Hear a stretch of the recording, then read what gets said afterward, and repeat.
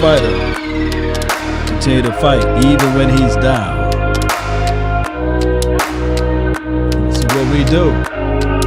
We fight. Yeah. The race is not to the swift, nor the battle to the strong. Yeah. Come on.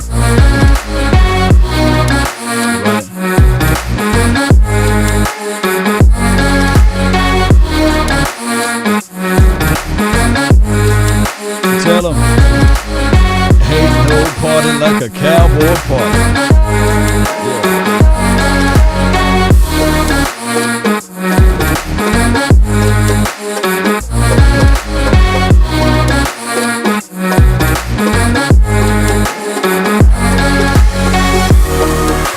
Quick question.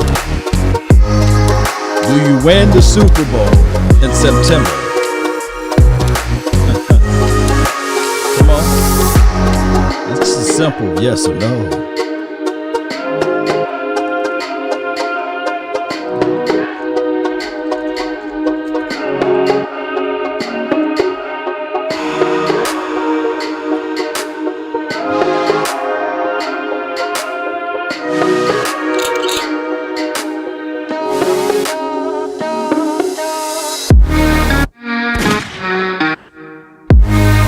Lean forward just a little bit.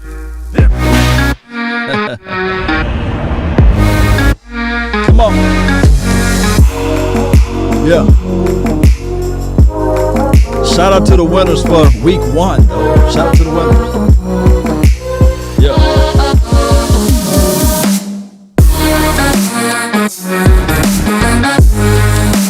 No cap.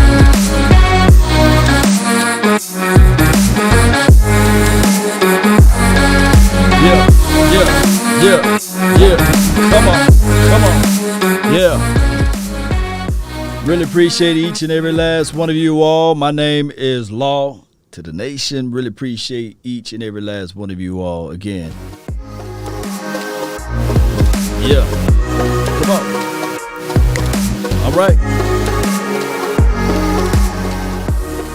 All right. So it is what it is. Shout out to the Eagles. You know, they already running around saying that they won the Super Bowl. They beat the Falcons. Let's give them a round of applause. You know, they're so happy about it. Yeah, big God, dog. And it's no hate, no shade. Shout out to them. Give them their praises for beating the Atlanta Falcons, right? You know, the furious of the all teams that they had to play this weekend, and it was the Atlanta Falcons. Shout out to them, you know. They beat the hell out of them, too, by the way. So it was a bird fight, and that's just how it goes. And got a chance to look at the Giants. Shout out to the Giants for holding it down. They was fighting. They fought the good fight. And then you looked up and then you said, man, Daniel Jones. I think his QBR was like 48, 49%, something like that. It was terrible, you know. Brother can't hit water if he fell off a boat, right? He said, man, I could have sworn I was in the ocean. I fell off and hit ground, right? He can't hit water. And of course, the Washington team. Let's put our hopes and prayers together for Ryan Fitzpatrick. Suffered an injury, and we don't wish injuries on anyone, right? We want to play the teams at their full capacity. We don't want no freebies, right? We want to play the team at their full capacity. And I'm going to go over all what I digest. But let's go over the winners, though. The Eagles. Jalen Hurts looked good. I know it's hard to evaluate it, but Jalen Hurts looked good. It's hard to evaluate it, but Jalen Hurts looked good. He did look good. He looked better than what he did last season. He went through his reads pretty good. He got rid of the ball. Hey, he threw the ball when it was necessary to throw it out of bounds. He didn't force it, right? and they had a good game with number 14 and Miles Sanders. Yeah, man, I mean, that was a good combination with the way they utilize and open up the field of play. And what's the slim guy name, number 6? What's his name? Number 6, I forgot his name, is their first-round pick. Smith, right? What's his first name? Y'all help me out. Number 6, he found the end zone. You know, if he keep it up like that, you know, he can be one of the rookies that everybody say, hey, you better watch out for him, you know. I'm about to say Devontae Smith. You know, Devontae Smith, appreciate you, man. Y'all are some real ones. Shout out to Alabama, too, you know. Roll Tide. But he looked pretty good out there. He didn't look like he was small. You know, he kind of looked like an Eagles wide receiver to me. You know, the reincarnation of Jackson when they had him. But less aggressive, if I can say such. Defense win championships, and their front, was it Hassan or Nassan or Hassan? He looks pretty good. Javon or I'm murdering their names. I'm just only going by recall, and of course Fletcher Cox. Those boys inside, Graham too. All of those boys on the front opened it up for everybody else as it relates to their defense. And it's hard, right, to evaluate because looking at the Atlanta Falcons, they look like a shell of themselves, didn't know what they was doing. And at times, you can look at it and say, okay, they were moving the ball easily, but then when they got into the red zone situation, they put the clamps down on them, right? If I'm talking about I'm talking about the Eagles versus the Falcons right now. Javon Hargrave. Yeah, appreciate you. Hassan Ridgeway. Appreciate you, Paul. Paul, you're a real one. Appreciate you, man. Yeah. Javon Hargrave and Hassan Ridgeway. Those two boys, they played, right? They was doing their thing. They were doing their thing on the defensive side of the coin and allowed the other guys to fly around to the ball, and even on their efficiency or inefficiency levels, like their linebackers, they can shield it off a little bit, and they look pretty good. Offensive penalty killed them. It did on the opposite side. You're talking about the Atlanta Falcons. They were moving the ball, and the promise that we were able to see, that we saw, what's the guy, number 84, supposed to have been a wide receiver. He's a kickoff return guy. They put him at running back. And I was like, damn, if he's able to run on the Eagles, I know for sure Tony Pollard and Ezekiel Elliott will be able to run on them, right? His name is at the tip of my tongue. Is it Patterson or Peterson? 84. I mean, he was running on them. You know, he was gashing them for a little bit. And Patterson, appreciate you, Junior. Yeah, so, I mean, it is what it is, you know. They had little fits with him, and then Matt Ryan turned into Matt Ryan, right? He was like, okay, I can't play football. I'm just hyped up guy, you know. Father Time is really Cardell Patterson. That's his first name, Cardell. Appreciate you, Mr. DC Fitted. Yeah, Cardell, you know. I was like, good grief, man, you got a touchdown right there. I'm like, come on, man. But, you know, he's done. And it can't be the jelly bellies for him. It was a home game. A home game. Yeah, let me see if I can pull this up real quick. It was a home game. Let me see if I can. Yeah, this would have helped me out. Yeah, where the Eagles at? The Eagles. Yeah. Let me go to him right quick. 21 for 35, 164 yards. Come on, man. You're supposed to be the guy that slang the ball all around the place. 0 touchdowns, 0 interceptions. QBR 17.7. Come on, man. You would think that the Eagles had, you know, the 85 Bears, you know. Gosh, man.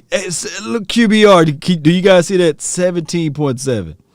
All right, Patterson ran for 7 yards for 7 attempts for 54 yards, but look at the carries, 7.7. So, I mean, every time he touched the ball, he was,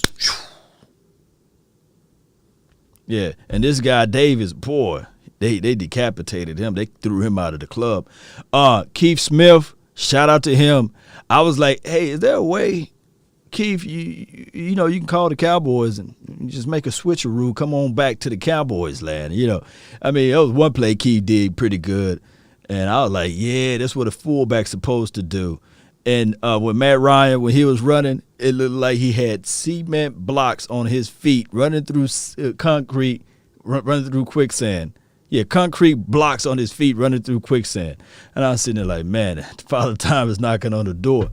Ridley didn't do anything. Kyle Pitts, he had a great one catch. And I was sitting there like, you don't know how to use Kyle Pitts, Matt Ryan? And Hayden Hurst, he did pretty good, but he caught a big pass and they called it back for the flags. Everybody else were pedestrian, you know. Fabian Monroe on the first touchdown, Cowboy Nation, in Eagles, if y'all watching, they did a rub route. And I know, I can tell y'all, we're not allowed to do that. No. They would have threw all types of flags, you know, on that rub route. And Fabian Monroe was covering Devontae Smith, and he just couldn't get back to the ball and touchdown. But, you know, it is what it is. But when you look at Jalen Hurts, QBR 73. What he had, 3 tubs, 264 yards. But what he did was, it was masterful. This Sanders kid, he's no one to sneeze at. His game is pretty good. But this is where Hurts won. 7 attempts for 62 yards, and he knew when to slide. He knew when to get out of bounds. So I liked his mindset when he was doing his college football style out there. So that was pretty good for them, Cowboy Nation. That was pretty good for them. All right. Eagle, just wait till week 3. This is from Clint. Yeah, I mean, week 3, all of that stuff that they was doing, like the defense was very suspect on a certain situations. Like, yeah, the front was there, but come on, all the stuff they was doing, you know good and well, you know, Dak Prescott would have ate that stuff up, man. Eagles got 49ers next week. I hate to get off here until I gotta get up early tomorrow morning. Good night all. Appreciate you, Marvin. Look, man, appreciate you, man. Donation. You know, on his way out, as my guy Big Game James would say. Appreciate you, man. Get some good, well-rested for your work week. Let's go. One of the things, let me do the scouting for the Chargers versus the Washington team. Washington team front four still look good, by the way. But what they did was they neutralized one side of the field. Rashawn Slater was not allowing nobody to get by him. And that was pretty good watching that. What we're going to have to pay attention to, and I'm not trying to be Debbie Downer, I'm just being realistic law. We're going to have to figure out, will it be death of 1,000 cuts or will it be death by big plays? That's our problem. Now that we got the first game out the way and we're not going 17-0, now you guys can come to me with some realism type of situation. When I told y'all about Anthony, I get burnt Brown, we got a problem to deal with next week. I just have to tell you that. Y'all let me know. Are you going to put Diggs on Keenan Allen? Or are you going to put Diggs on the Mike Williams kid? Let me know. Let me know. Because either way, Brown can't hold one of those. You know, he can't. He absolutely can't hold one of those guys. So it's going to be a death of 1,000 cuts or is it going to be the big play? How do we defend this guy? Now, Jordan Lewis, Jalen Guyton is no one to sneeze at, although he used to be with the Dallas Cowboys. They move him inside the slot. And, of course, they move Keenan Allen everywhere.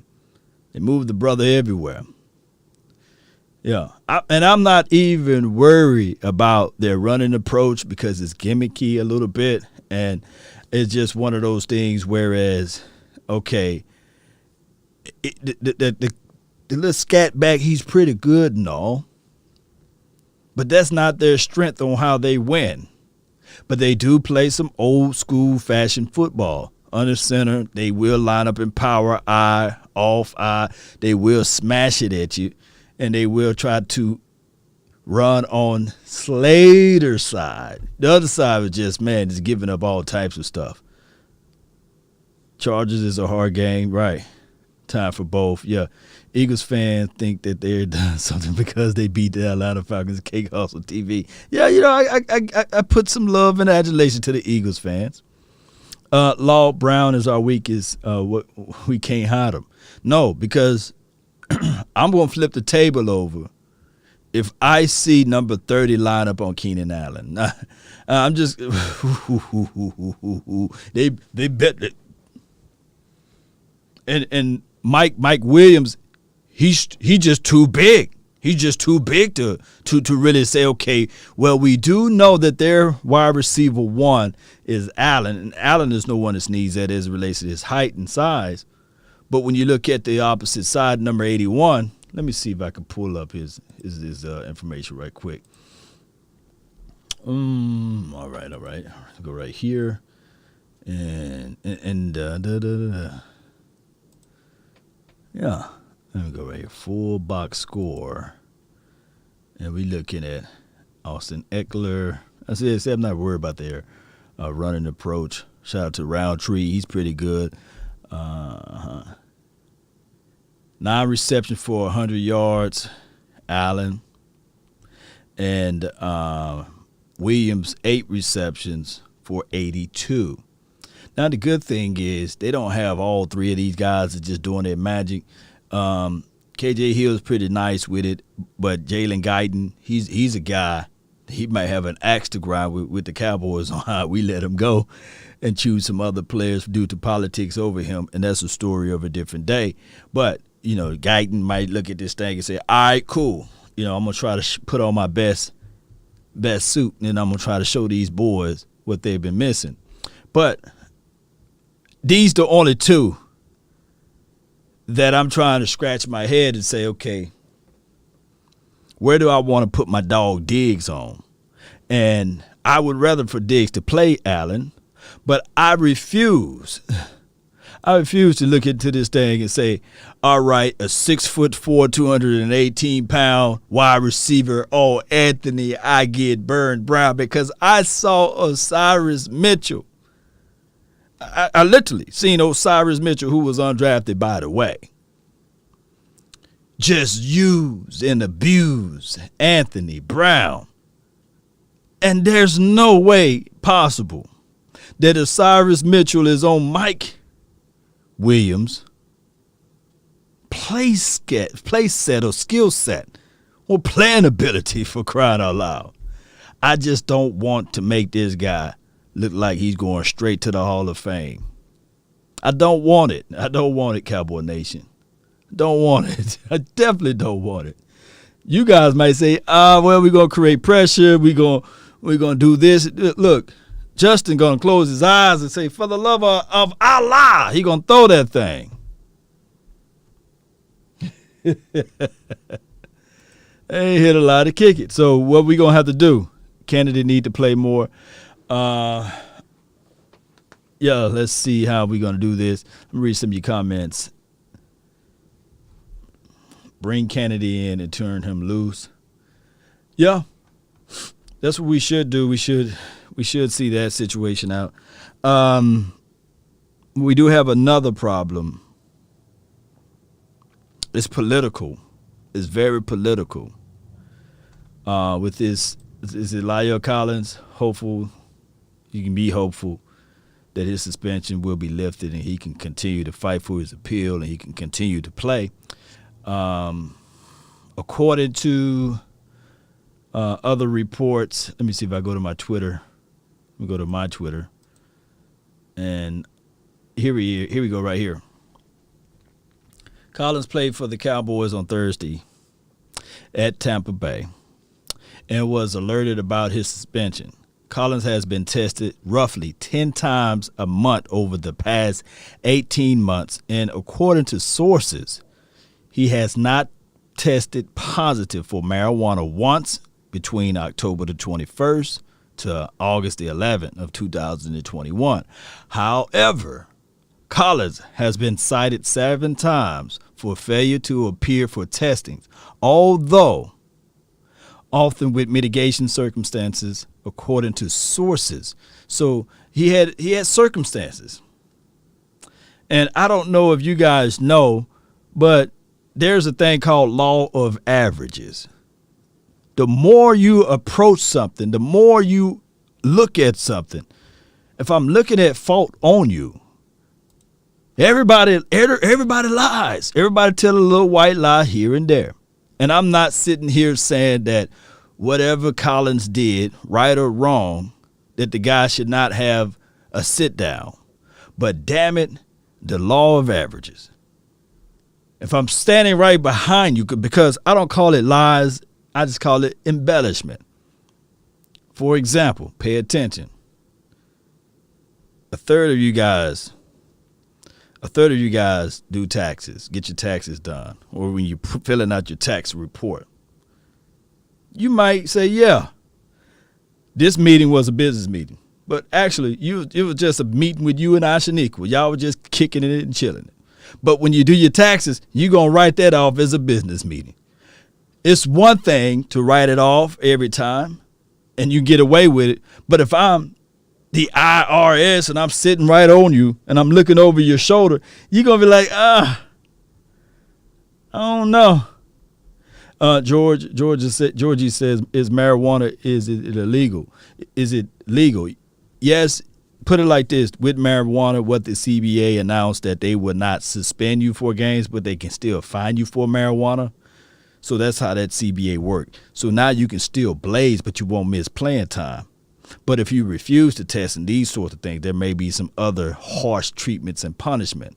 But I come here to tell you that if you're looking for trouble, if you're looking for fault in somebody, you will find it. If I'm the 5 O's and I'm parked right outside of your house, every time you reverse to get out of your driveway, if I'm right there every single day for 365, every time you drive out, 9 times out of 10, I might catch you not sliding on your seatbelt, right? I might catch you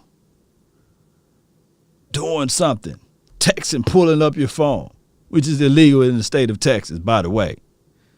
I might catch you because it's just how it is. But to be tested 10 times, come on, man, let me read this thing again. 10 times a month? Like everybody else getting tested the same way? Come on now. I tweeted earlier. Let me see if I can find it. Let me go all the way down. Look, he dead, dog. He dead. That's my little tweet action that was going on. Oh my God. Hey, Kyle Murray had a great day. I tweeted this out. It's amazing how the Saints cornerback Marshawn Lattimore arrested, meaning that he's in jail, he's in cuffs in Cleveland, charged with a 4th-degree felony of receiving a stolen firearm. And if you guys watched the video, they had pounds and pounds of marijuana in that vehicle. But that's neither here nor there. And he plays week 1. Not one word from Molly crying on ESPN, Stephen A. Smith saying he can't stay off the weed, or he's with the wrong people, an accident waiting to happen, all of that stuff, right? And we don't hear none of this stuff about, hey, this guy should be on the commissioner's list. Did you see the guns that they had in that video? I want you guys to Google it. I already pulled up the situation with him. I ain't mad at it. I understand it. And Zay says he just got paid today. And speaking of Zay, was it Collins from the another guy that got arrested, Zaven Collins?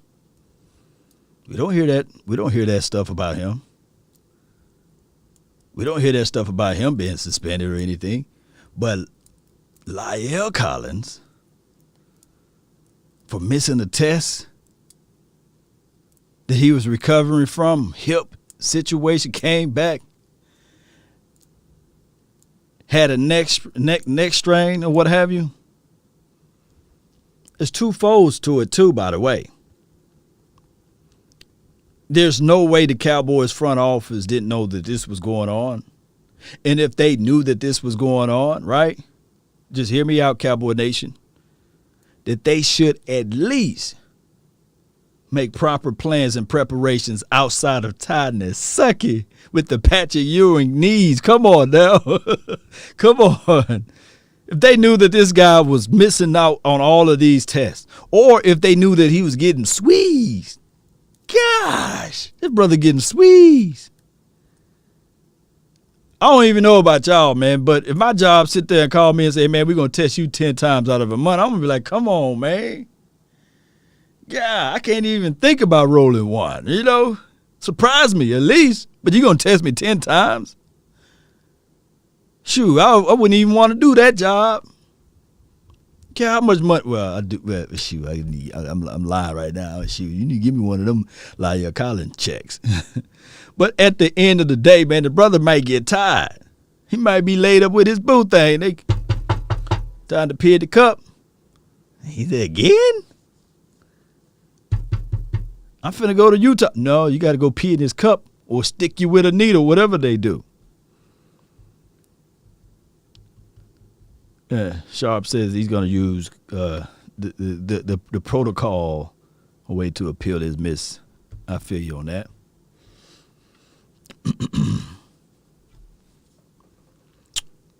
Yeah.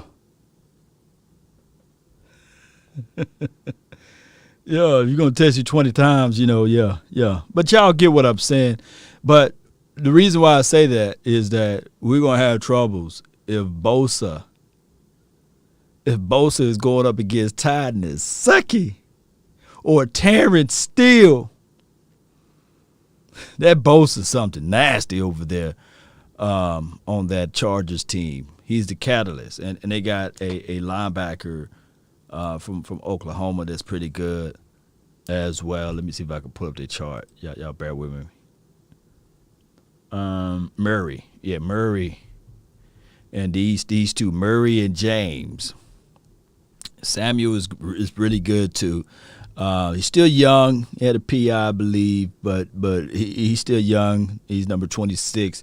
I like the way he played out there today. But my thing is this Bosa kid. Bosa.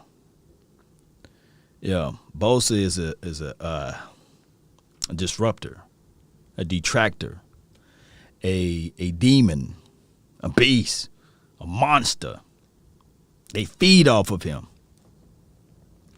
But the good thing about it is that it's just one side. They don't have it coming off of both sides. So you can utilize that, and it's not on Dak Prescott blind side. So he'll see the boy coming. But they offset it with these two guys right here, Murray and James. Murray will shoot the opposite B gap, and he'll come right in, or he'll flatten out wide and jump into the flat there, where the pressure is coming on Bosa's side, but off of Bosa's side there. But they offset it, and it's good. It's a good scheme or what have you on the defense, but they are beatable, you know, and you can run the rock on them. You know, look what the Washington team, Gibson, 20 carries for 90 yards. Even the quarterback, 17 yards. You know, you can run it on them, you know, but you can't run it on Bosa's side, though. Bosa is just destroying. You know, I seen the quarterback was barely getting the ball out when Fitzpatrick was out there. Barely getting the ball out. Bosa was right there.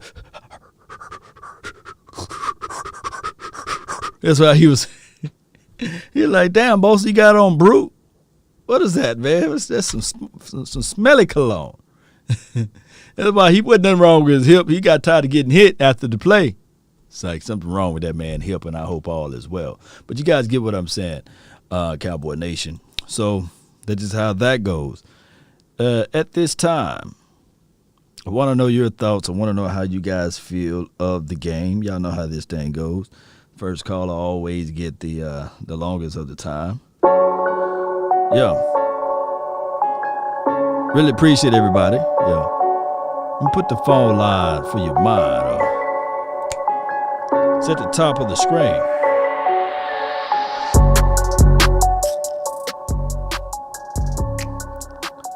Yeah.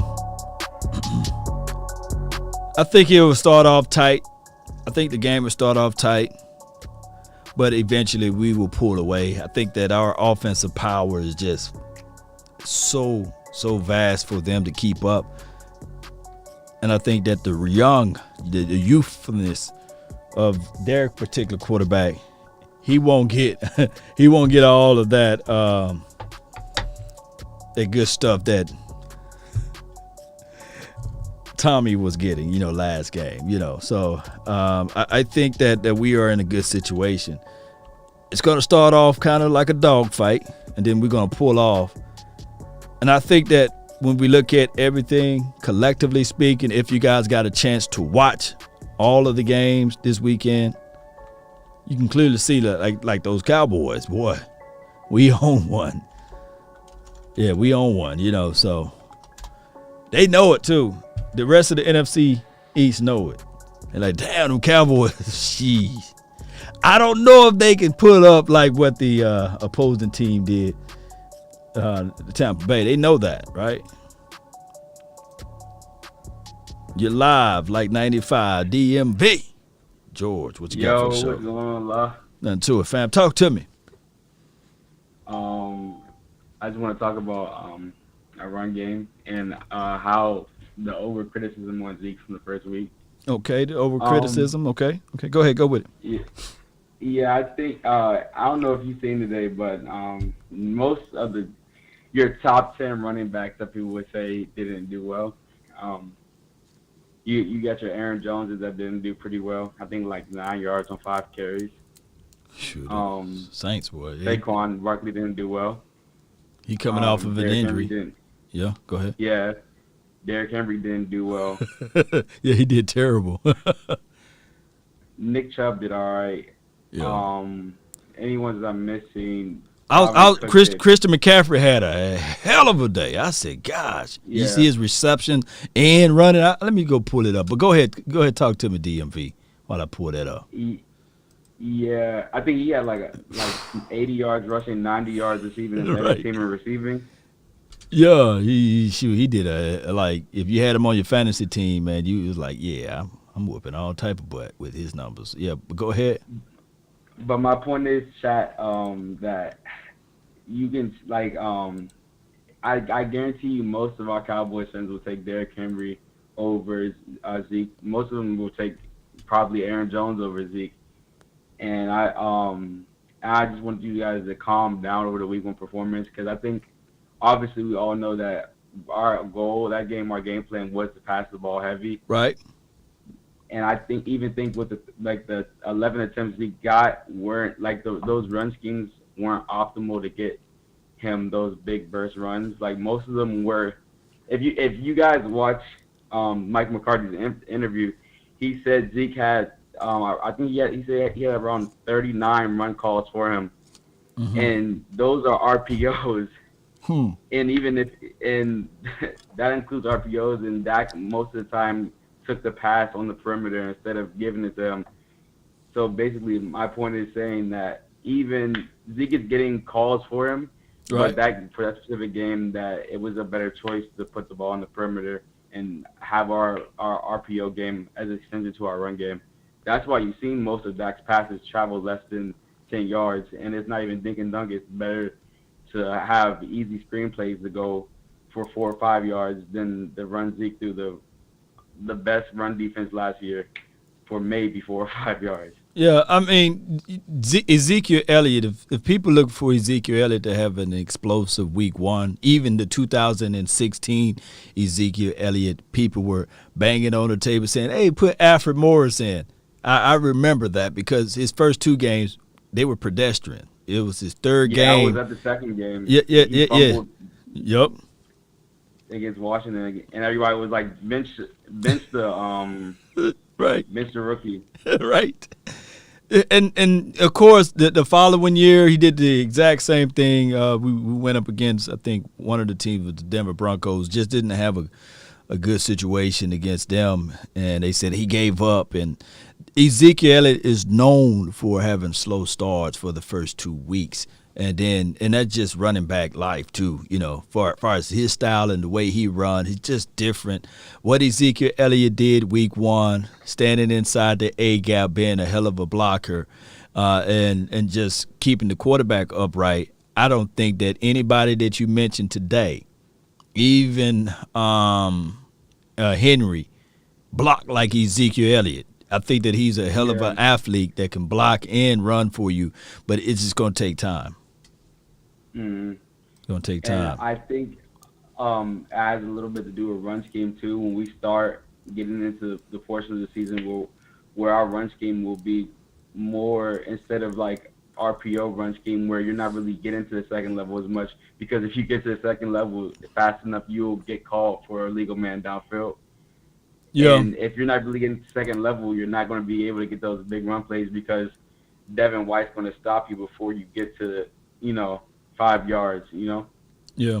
I mean, the good thing is you this next week we don't play against a Devin White and number 54, number 45. They don't have those guys, Now they do have Murray and they do have Derwin James. And they do have Bosa. So you still have a formidable team that can stop the run, but it's not as impressive as going up against a Vita Vea, JPP, Shaq, all of those boys.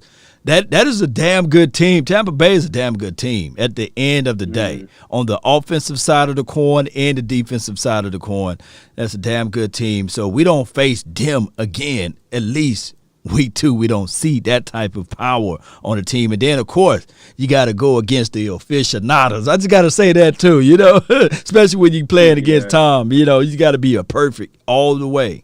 Can't miss kicks.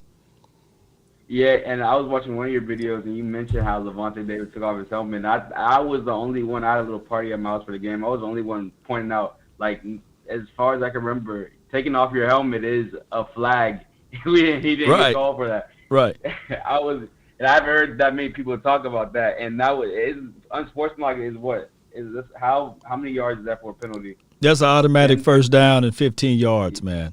Yeah. From the spot, but since he was on the defensive side, it would have been from the spot of the ball. It would have been an automatic 15-yard first down automatic. So, we can't the problem is when people say, well, you can't allow the officials to win or lose you the game, but football is a game of inches. That 15 yards would have been life, bloodline to the Cowboys, And you can call holding on every play, by the way. It's like a touch foul in basketball. And if you don't call holding on if you're not calling both ways, man, dang, it's just gonna be one-sided all the way. Especially when people bring up the fact that we have 3 turnovers. Facts. What were that for? But obviously, Hail Mary. So when people bring up we had 3 turnovers and they say, how do you not win that game?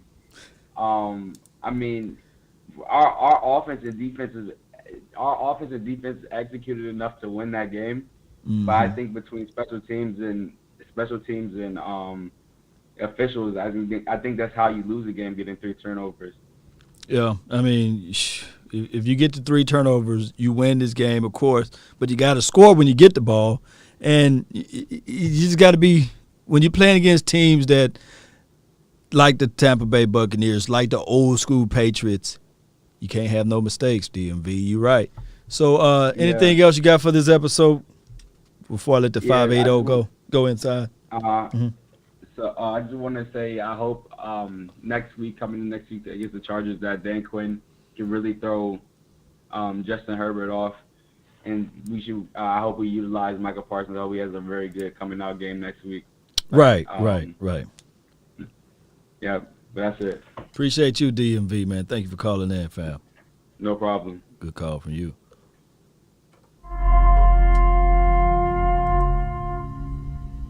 580, you live. What's up, Law? This is DC for L0404, bro. 404. What's good, man? Talk to me. Not much, man. You got your umbrella ready? Oh man, I ain't gonna open it up inside, but I'm gonna have my face guarded, man. Go ahead, go with it. Spit some facts over here, man. Some truth down on you.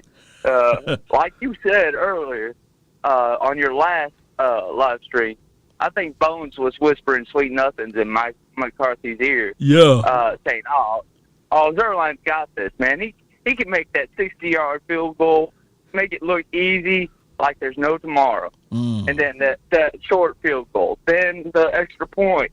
You know, if it wasn't for our special teams, we would have won that game. Facts. Let's just be honest. And because our defense and our offense sure as hell showed up. They were there and they were playing to win. But our special teams weren't anywhere on that field. And I hate to put one player on point, but a lot with that loss had to do with Zerline. I mean, I don't know if it was his injury still hurting him, and he wasn't still fully recovered from it, and we just rushed him in there, but it's just like he just wasn't himself, you know, because he can make those long field goals. But it's just, man, I mean, Dak and everybody looked immaculate. I mean, that defense being so young and a lot of rookies out there, you know, they did their job. And they got us quite a few 3 and out. And I was quite impressed with them, man. Yeah, and was so impressive with everybody. Yeah, if you were to grade like the individual teams, like there's 4 phases to a football game. There's offense, defense, special teams, and I always like to throw in coaching. If you were to grade them, what grade would you give individually, all 4? What would you give them? Okay, so are we talking from the scale from 1 to 10, or? No, A, B, C, D, E, F, G. No, A, B, C, D, and then F. Yeah, A, B, C. I'd have to give our offense a. No minuses is no pluses too, man. It's just flat out A, B, C, D, or F. Yeah, let's do it that way. I give our offense an A. Okay. Because I think they did a real good job. Our defense, I'll give them a solid B. Okay. Because there were some cornerback issues out there. You know, I believe with his name's Anthony Brown. Yeah. You know, he was getting burnt out there a lot. And but our special teams, man, the way they look like a solid F to me. No. And then our coaching staff, man. It got to be a passing grade, though. You know, if your offense and defense winning, you know. Just for the fact that I think Bones gets a hard pass, and you know it's like it's going to fall on Mike McCarthy, right? If anybody, you know. But man, I'd give him a C. I mean, yeah, I'd give that F brought it all the way down. I feel you though. See, and that's good. Kellen Moore looks good offensive wise as our offensive coordinator. Right. So heading into the Chargers week, in order for us to win, we got to have no C's, man. I'm thinking about like we got to have A, B, B at least, or 3 A's and a B, but we can't have a C in there because the C is just bring down everything, or F will bring down everything. So I want high scores on all of our categories. Defense got to play well. Offense got to play well. Special teams, wake up, play well, and then coaching. You got to figure this thing out. Make proper adjustments, make proper calls, and then when you want to be risky, do it. Don't hold on too tight. Yeah, you need to tell them to lay off that melatonin, man. Cause they're sleeping hardcore out there on that field. They're just cutting Z's out there, man. No doubt, they're man. Just looking everywhere but where the balls come. Appreciate you for calling in, man. Good call from you, fam. Thank you, brother. Hey, I got a guy, man, he don't eat top Romans, man. But he do eat that tomahawk steak, man. I'm telling you, man. I think that he probably drive a Bentley or Ferrari. You know, I got him on the line right now. Spit your mind, man. You know, I already know. He ain't top Romans. You don't eat the oodles and noodles and put a slice of cheese in there, man. And I ain't talking about the government cheese, fam. I put the Velveeta cheese on my top Romans, man. You a clown, bro. You a clown, man. I can't with you, bro.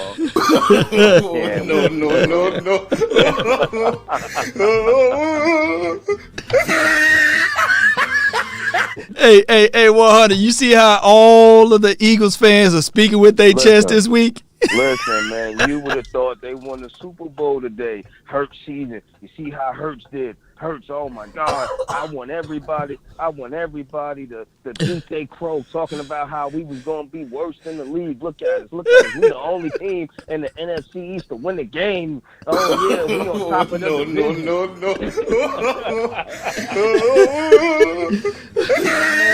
My nation, guy. Is anyone agent Cowboys fighting for Collins' suspension to be revoked? This seems ridiculous. Much love, my dude. It was a good game, but look who you played. Atlanta Falcons, man. And look who y'all played. No. They played. They played the greatest show on turf, man. Oh my gosh, man. Come on, man. I watched that game, and even in that game, I'm sorry, man. Matt Ryan looked. He looked terrible in that game. Oh, he looked like Father Time knocked on the door and said, "Hey, I was coming for Tom, but man, forget Tom. I came for you." You know, that brother looked like he couldn't throw a 5-yard pass, man. And then the cornerback we wanted, he got hurt, man. I hope he get a speedy recovery, man. He might have tore his ACL, man. Who that was? Richie? The cornerback we wanted, and they drafted. They got in front of us and drafted. What's his name? This year's draft, the cornerback we wanted. Patrick Surtain? Yeah. He hurt himself today? ACL. They said lower injury, but I bet you it's an ACL, dog. Pat Surtain. It's an ACL. Dang. Yes, sir. I watched the game. Okay. I bet you it's an ACL, man. They just said lower weak injury, but I bet you it's an ACL, man. He going for the year, dog. That thing looked. Oh man, they ain't look good. Parted him off and everything. Yeah, for real? I ain't see that one part. Yes, sir. Yes, sir. I said, damn. Yeah, okay. Just got his career started. You see it now? Yeah. I typed it in on Google, man. I ain't seeing anything. Maybe they shielded him, you know. Maybe he part of one of those we ain't gonna talk about it right quick, you know, because y'all see everything August 18th. They probably ain't go official, but yeah, definitely injury. Injury. Carted him off the field, dog. I'm surprised they didn't show that.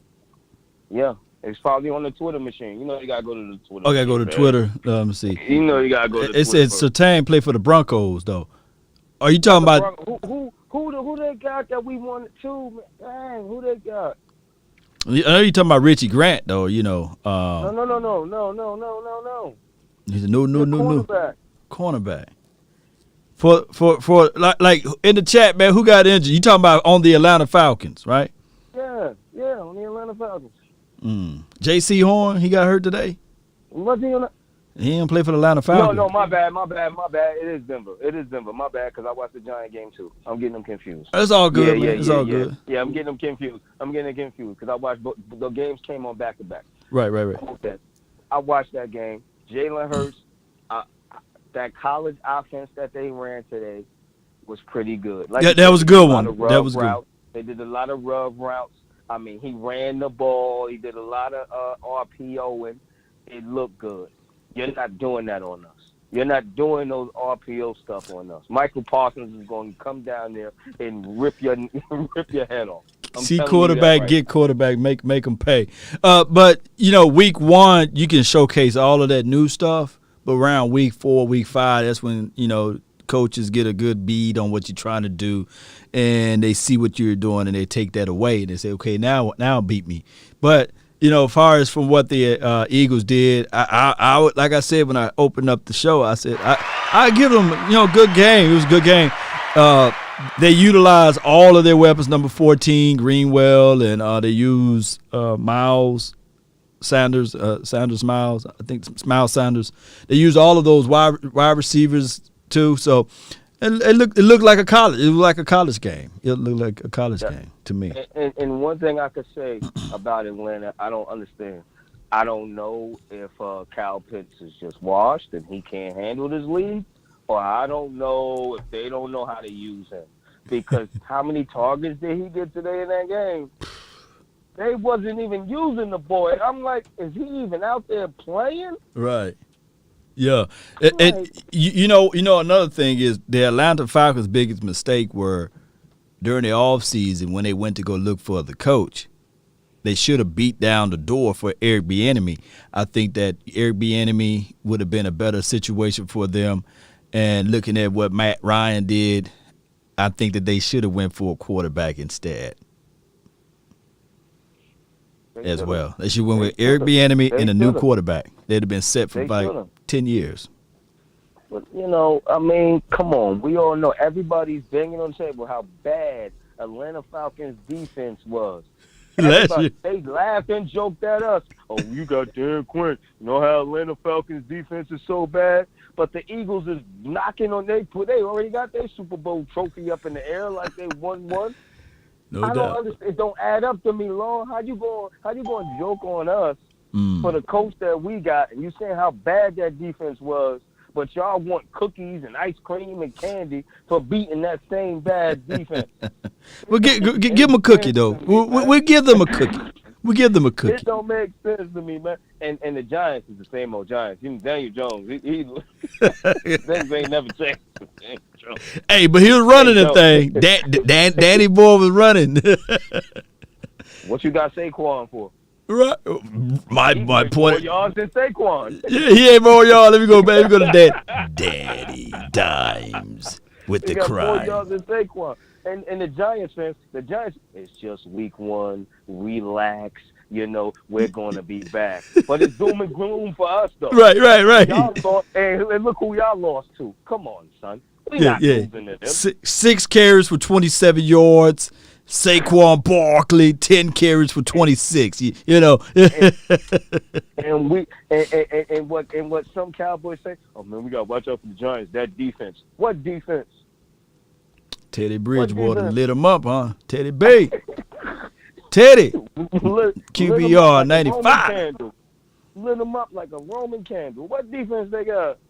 Come on, man. And Washington, come on, son. Come on, man. I just feel bad for Washington. I really do. But you might as well say they done. No. Heineke. You believe in Heineke? That's the 2000 Ravens, man. I'm telling you, or the 2001 Buccaneers. From what I heard, from their fan base, that defense. Oh, they got lit up too. They got lit up like a broken. Come on, man. They got lit up too. They got lit up too. What they do? They got lit up too. Listen, this is our division. I felt like we went up against. We lost, and we took the Super Bowl champs to the wire. To the wire. And the aficionados. You saw the aficionado at the end? He was like, Yeah, I saw him. We just give it to him. He actually said it on camera. We give it to him. We going to show them how to beat the Chargers. Now, Come on, son. Now, Washington fumbled the ball. I didn't watch the game, but I listen to their content creators because I like to keep an eye on the division. Right. So they said, oh, we fumbled the ball a couple times. Our wide receivers couldn't catch the ball. Come on, man. So that tells me, right? And they had the lead at a couple points in that game. Look, 100. I was on a round table with the NFC East, and they beat me down. And I said, that's okay. They beat me down when they said Scary Terry is a better wide receiver than Amari Cooper. Hit the no. Yeah. You know what I'm saying? Come on, man. I said, no.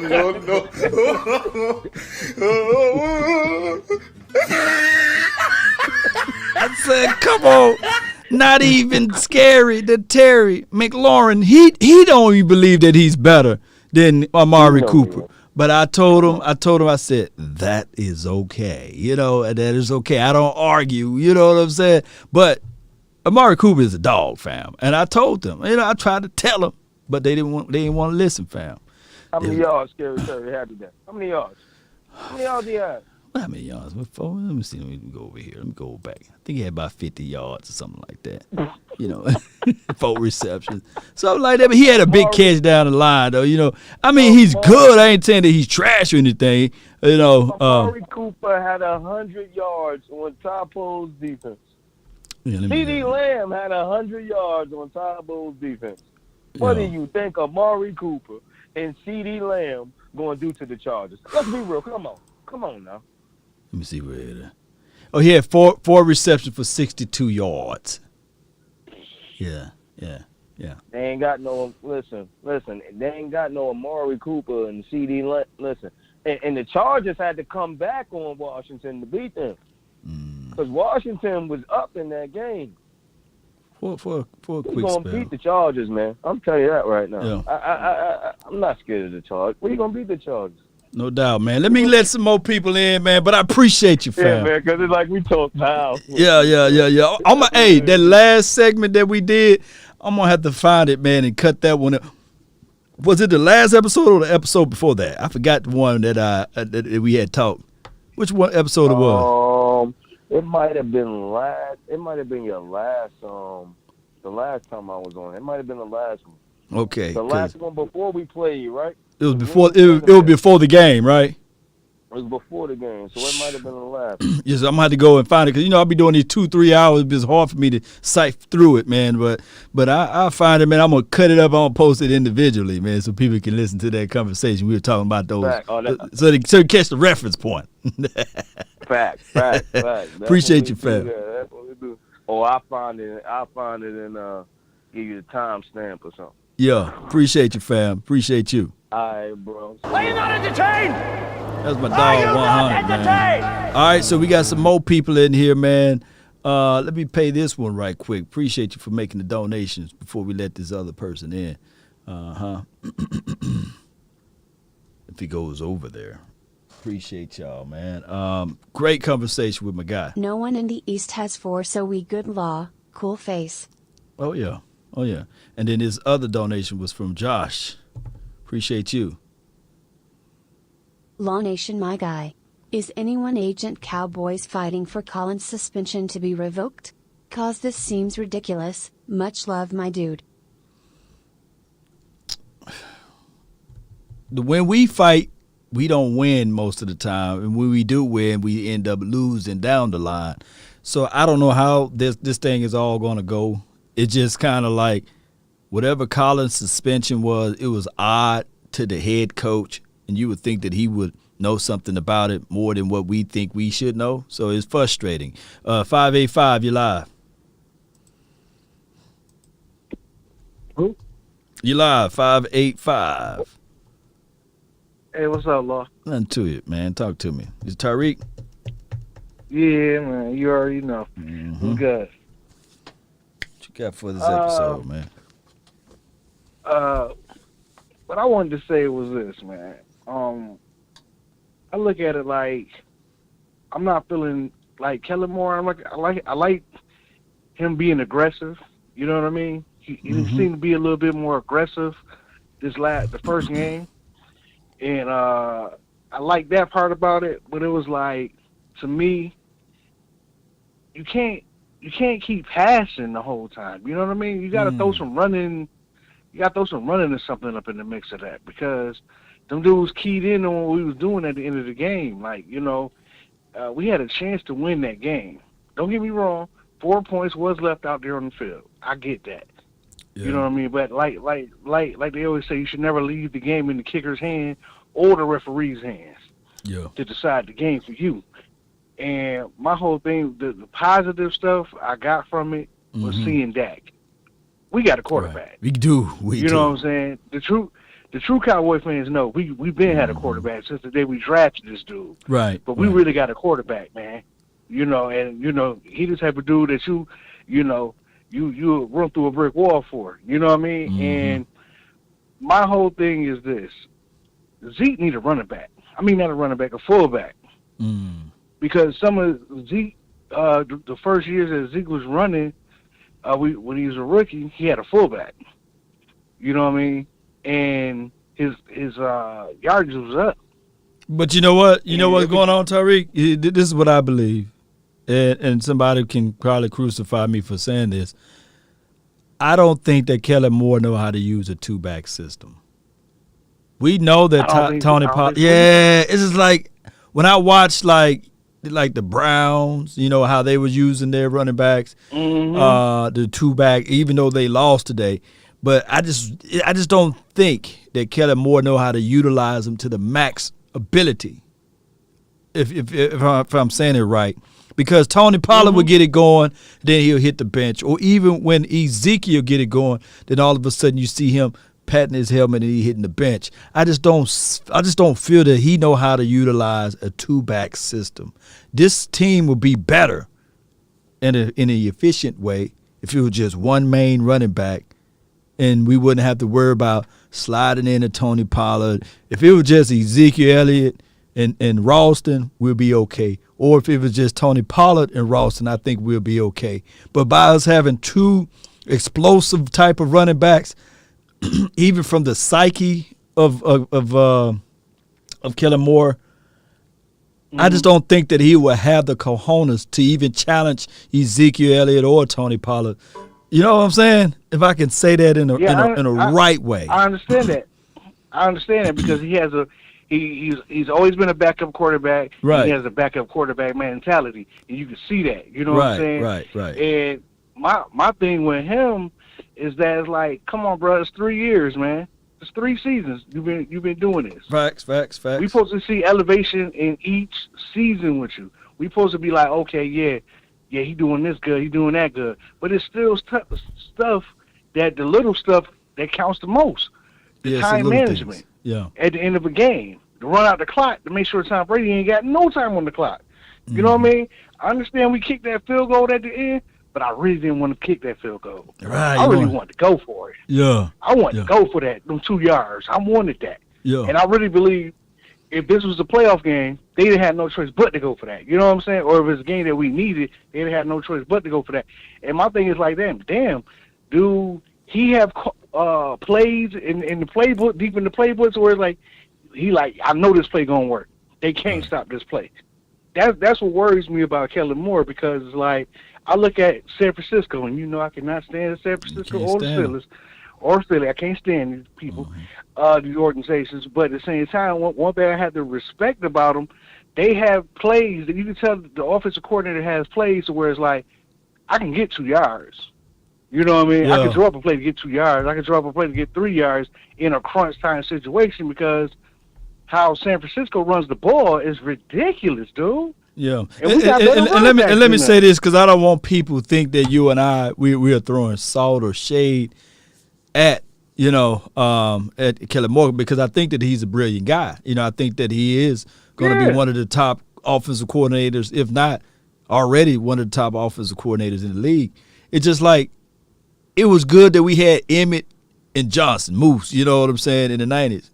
But I don't know what we would have looked like with Emmett and Thurman Thomas in the backfield, or Emmett and not Barry Sanders, but Emmett and a Barry Foster. I just wouldn't want that. I would want it to be more like, okay, this is your one ace, this is your ace, and this is your fullback, and then we could still do all of the uniqueness of the stuff and still get things going, right? I understand that, Long. I understand that. Not to cut you off. I understand. No, you good. You good. Where I challenge Kellen Moore at is that pitch play that college pitch they shot out to Zeke. Mm-hmm. Everybody that's a Cowboy fan know dang well this dude Blake Jarwin cannot block. So why put him on the edge like that to block somebody, a safety that's coming downhill? You know what I'm saying? I look at it like this: if you lining up to go get a touchdown at the goal line, why would I put the weakest blocker on the end? Well, they had still off the edge. They had Schultz. He was line inline block, and then they had Jarwin on the edge. And there was two people that brought something that made me go back and look at that play. They said the reason why there was two reasons why Jarwin didn't block that well. One is because Jarwin thought that he was going to cut back inside, so he was shielded in a way where he can cut back inside. Or two, they said that they wrote a big long paragraph under the video that I did that Jarwin released and he was looking for the pass from Ezekiel, similar to remember Dez Bryant threw that touchdown to Jason Witten and against the Detroit, similar situation. Engage in block, release, and then you turn around for the ball. And if you look back at it, you can say that's plausible, but only people that would know would be Kellen Moore and Ezekiel Elliott and Blake Jarwin. If somebody asked him, like, were you trying to look for a pass or were you trying to block? If somebody asked him that. So basically, you saying, not to cut you off. No, you good. But you basically saying something like what Gronk did to in the game to what's his name? To the end. When he had to block him. When he J-Ron Curse. Yeah. They caught us. Yeah, they caught us in zero. Yeah, caught us in zero. Yeah, so basically you're saying he was doing the same thing. Like, he acted like he was blocking, but then he released.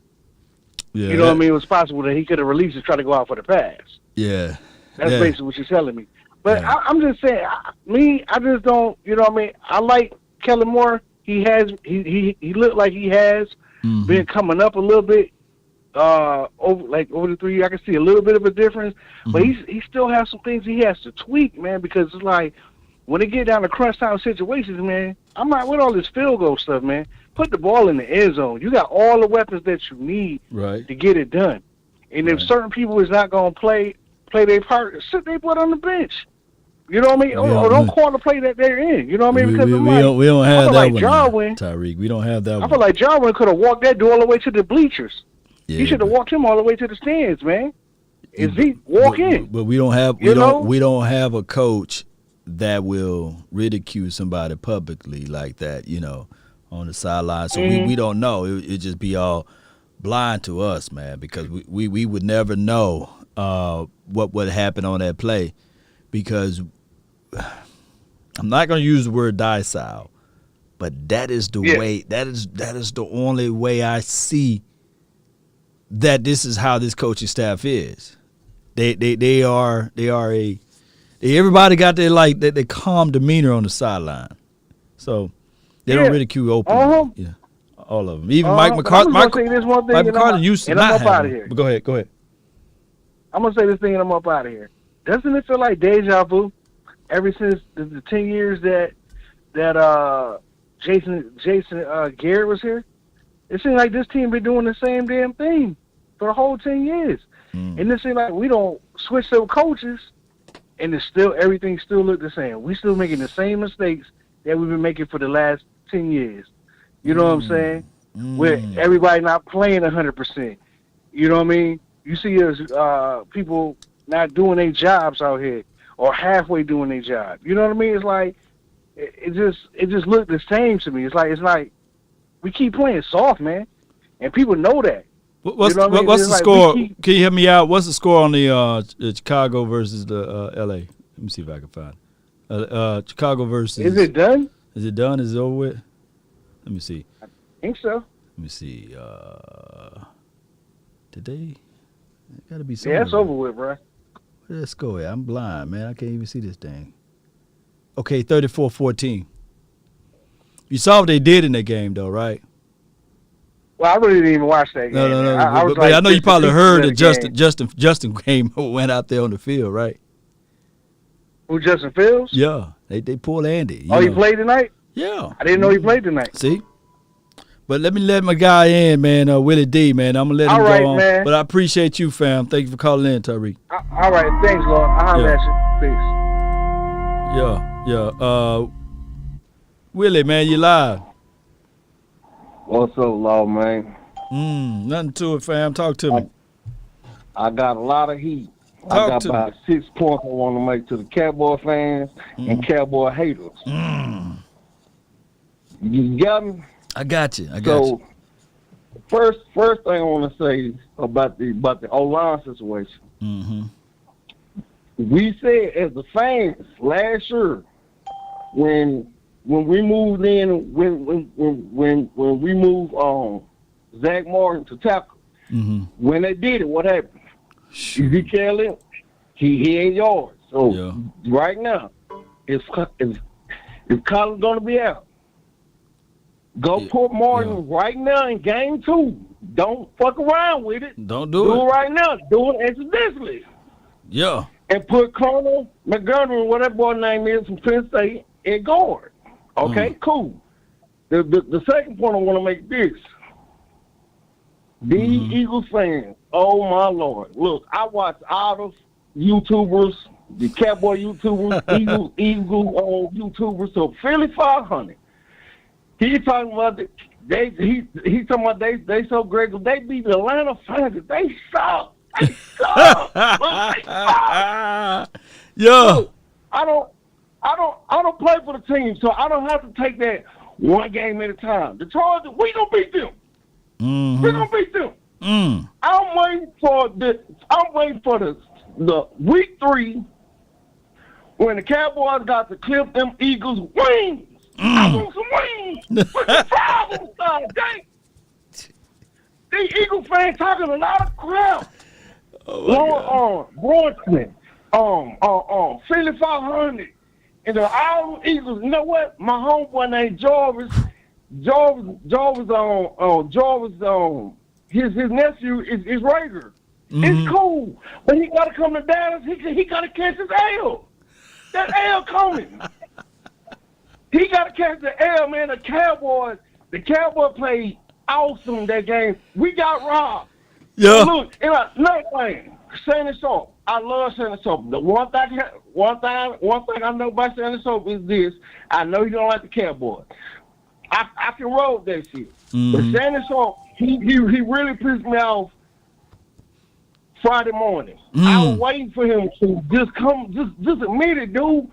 You said first of all, that gonna make him eat his words, and then he came on the next day talking about they lost. But you talking about we gonna lose by 20 points? Oh, get him.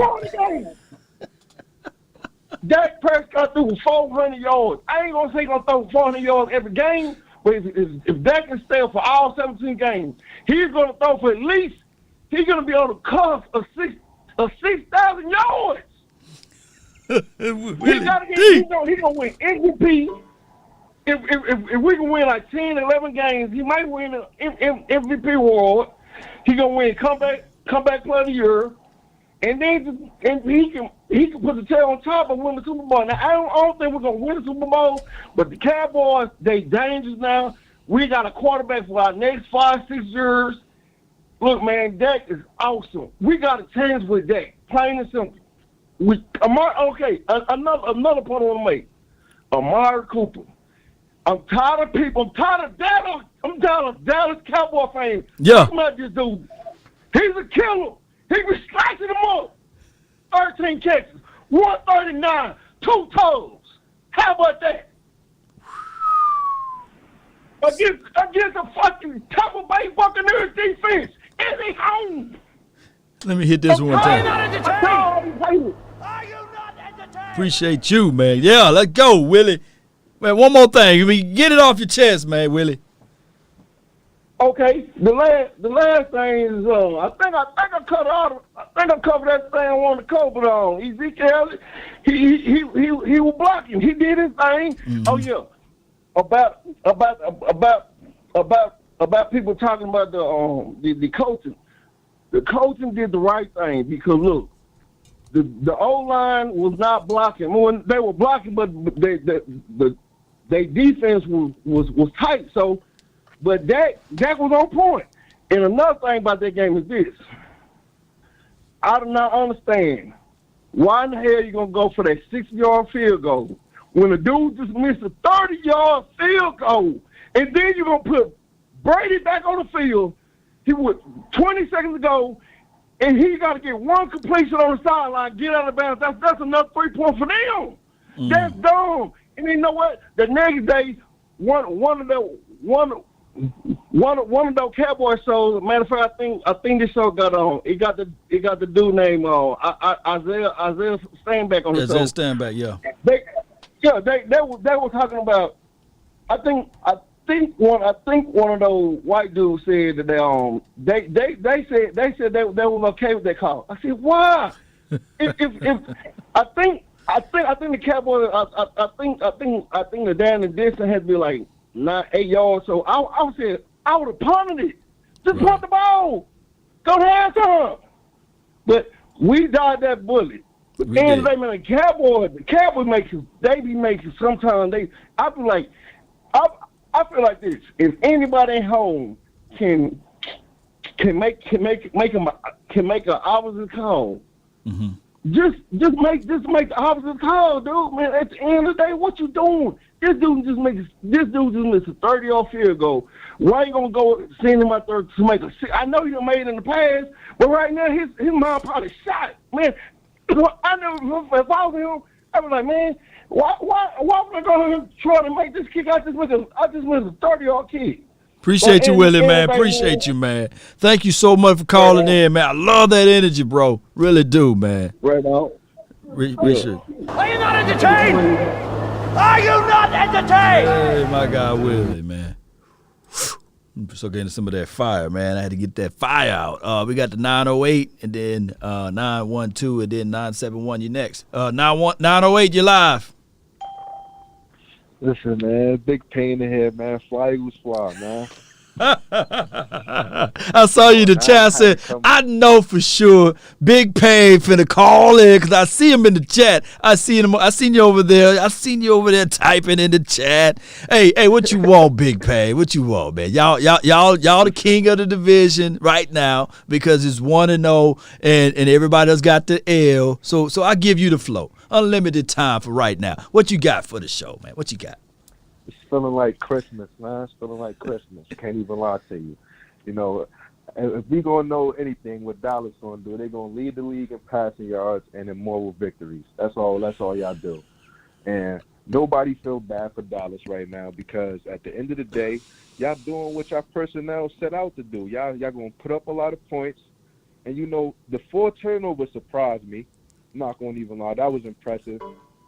But at the end of the day, y'all, the main problem with y'all is that Zeke getting paid too much. I need to get rid of him. Probably get some more D tackles because I'm telling you, y'all, if y'all don't get no pressure against us, our O-line, we had a lot of penalties offsides, but our O-line looking crazy again. If y'all can't get no pressure, I don't see y'all beating us. I'm not gonna even lie to you. We too balanced right now. Oh, so you think what you seen today, you gonna operate and run the same thing against the 49ers. You know, I can't stand the 49ers. You know, I actually when I was on the show with Lord Brunson, your guy, right?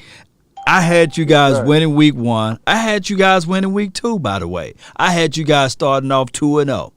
But do you really think that you guys are gonna come to 49ers? Is it a home game or away game?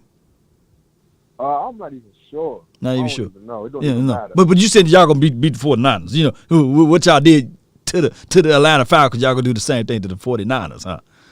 We beat the 49ers last year. This is nothing new. At the end of the day, I'm not worried about them.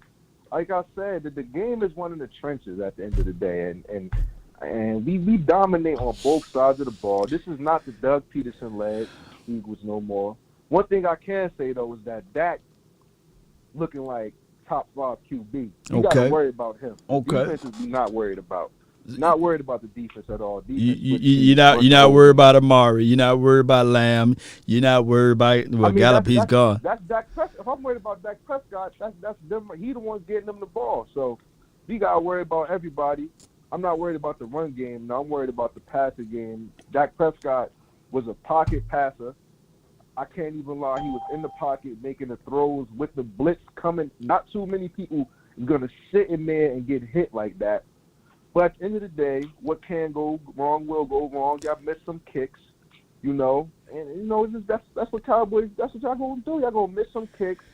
Y'all gonna mess it up, and that's just what y'all do, man. I love to see it. I can't wait for that Monday night football that we play against you guys, and the lights are bright, and I will be like, you know, I'm looking for big pain. You know, I'm might put it in the title. Looking for big pain. You know. Definitely. I will be looking for you, man. But you guys get a cookie though. You guys get a cookie. Y'all top of the division for this week. It feels good up top. You know, it feels good, right? Hurts look good. It feel good, don't it? Look good too. Yeah. He look good. He actually, I'm not gonna even. I don't even want to admit it, but he looking like y'all boy over there in the beginning with the legs. I'm not gonna even with the legs how much. A lot of people didn't know how much Dak Prescott actually helped y'all run the game, because when he got hurt, y'all run the game looked worse. Now with Hurts, our run the game looks better than what it used to look. So, you know, he looking good right now. You know, I expect him to 3 touchdowns, a bunch of yards against y'all too. It's nothing major, man. I can't wait to see it, man. That's a game that I'm gonna be in California when that game hit, but I'm gonna be in California, but I can't wait to see it, Big Pain. Appreciate you for calling in, yes, fam. Sir. Yeah. Appreciate you. You see, I'm cordial. You know, I ain't tell Big Pain to lean forward or nothing. You know, hey, they on top of the division right now, and it is what it is. I got the 717, man. You live. You. Is this who this is right here? It's Nate. What you got, man? Is Big Nate? Yes. Talk to me, Big Nate. What you got? Our defense is good. No doubt. Yeah. That guy that was on the phone earlier. Mm-hmm. Hate the Eagles, bro. Mm-hmm. Tell them we'll see you on week 3. We'll see you on week 3. Yep. We're going to beat their ass. Beat their ass. Oh, yeah. Oh, yeah. Yeah. No doubt. I don't care about Jalen Hurts. No. Fumble hurts. You know, he just got – he played against the Atlanta Falcons, man. But it's okay. It's okay. Yeah, that's all right. They had the 4th overall pick for a reason, you know, last season. So, you know, it's just my observation, I believe, you know. Yeah. Mm-hmm. Dak Prescott, he looked good. Yeah. Yeah. Yeah. That's it. Oh, that's it? That's all you got for the show, Big Nate? Appreciate you, fam. No, one more. One more you got? Bring back Dez Bryant back. Yes, sir. Well, we do have an injured wide receiver for 3 to 5 weeks. But I just look at the way this team operates. They're not going to bring back Dez Bryant. We're gonna roll out with Cedric Wilson time, and we'll see what he's going to bring to the table. Yeah. Steady. How you feel about Landon Collins' suspension? That it's a bunch of BS, man. There's a lot of bull sugar with that, and it's just Roger Goodell being Roger Goodell. Okay. Yeah, it's just a bunch of BS, man.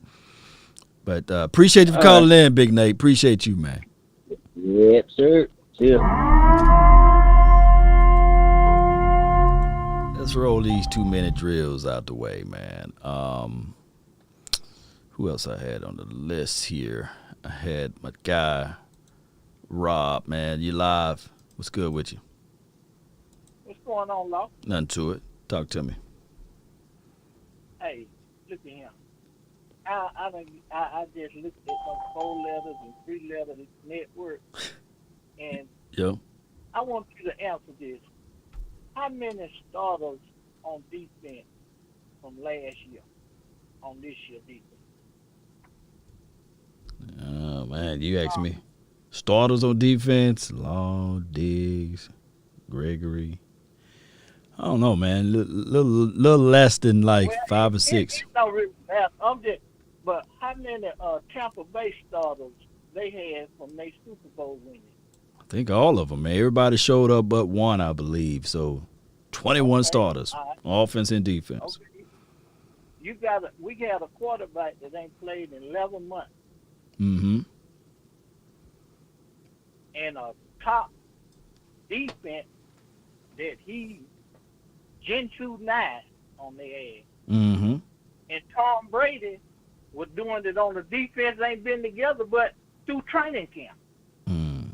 But all you can have is the GOAT.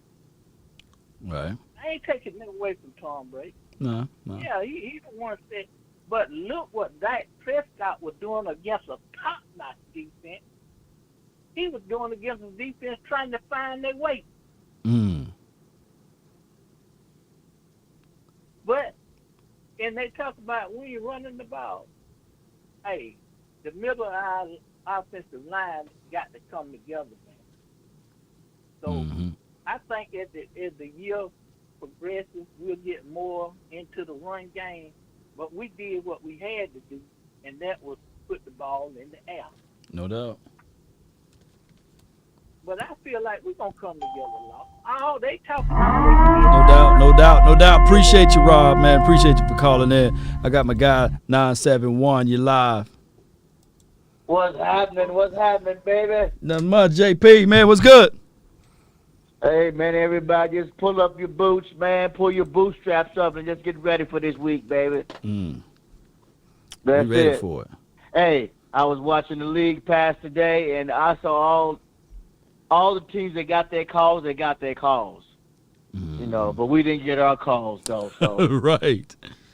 You know, I saw the hands to the face, you know, in the game tonight. They got their call in the Rams game. And they did that to us. They did that to us in the hands to the face. We didn't get their call, and they got their PI calls. Everybody got their PI calls today on offense and defense, but not us. But hey, even Kansas City Chiefs. I saw them get some calls, man. I said, oh man, like, you know.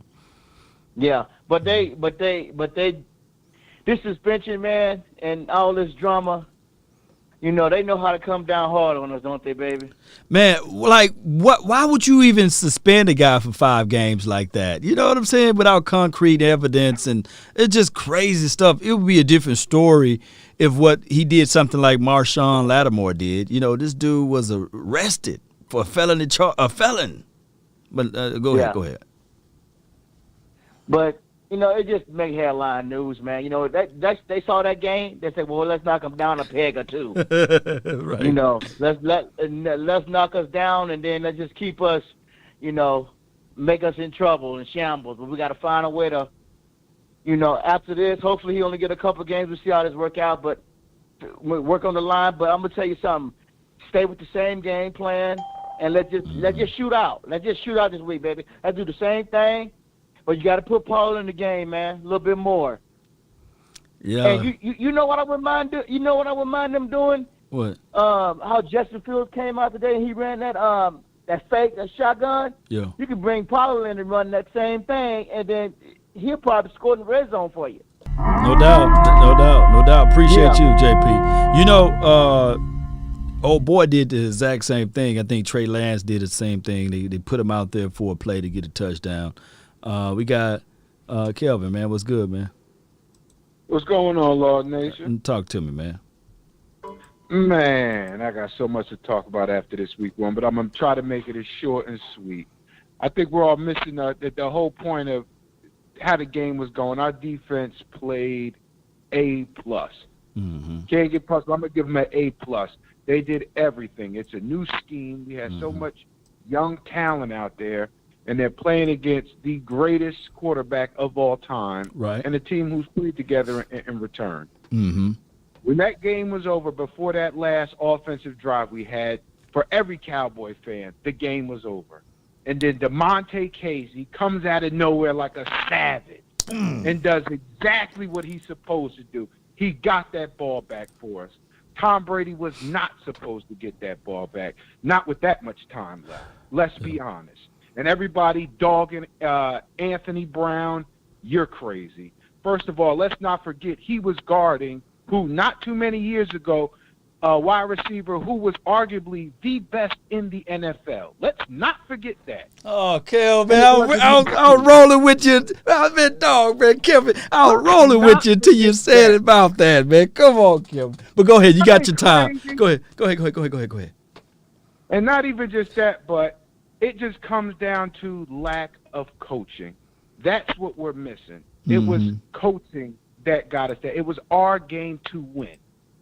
We lost that game. It didn't come down to a caller. It was our game to win, and we lost it. Coaching. We can have all the talent in the world, but unless they are properly coached up, we will never have a complete team.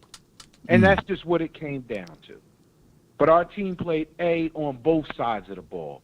What about special team? And I think that's just what it is. What grade you give them for special team? Give you a little extra time. What you give for special team? Special teams, honestly, I always give them it was an F, but also I'm gonna tell you something else. Tony Pollard needs to be returning kick returns and punts. We don't even put him in that much at running back. That's what we brought him in for because he's explosive in the open space. That's where he made a lot of his money in college, too. Let's not forget the tape on him. No doubt, man. Appreciate you, Kelvin.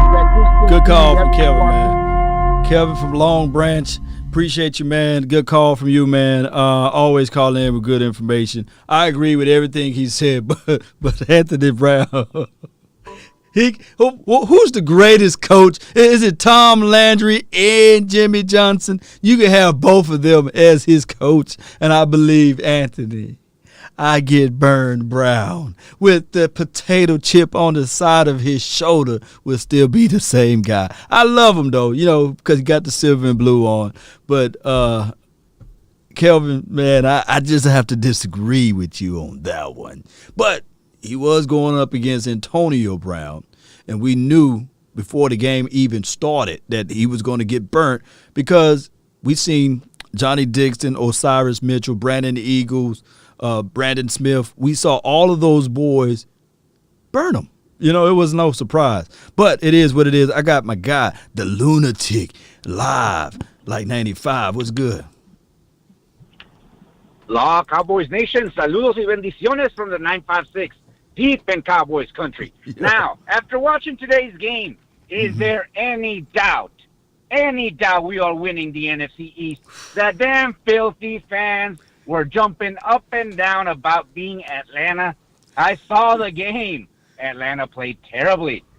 As you said, there was a reason why they had the 4th overall pick. And Lee said, you're jumping up and down about your Texans, who beat the worst team in the NFL last year.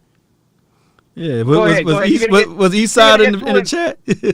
But yeah, they did. That's the only time we're going to see him in the chat.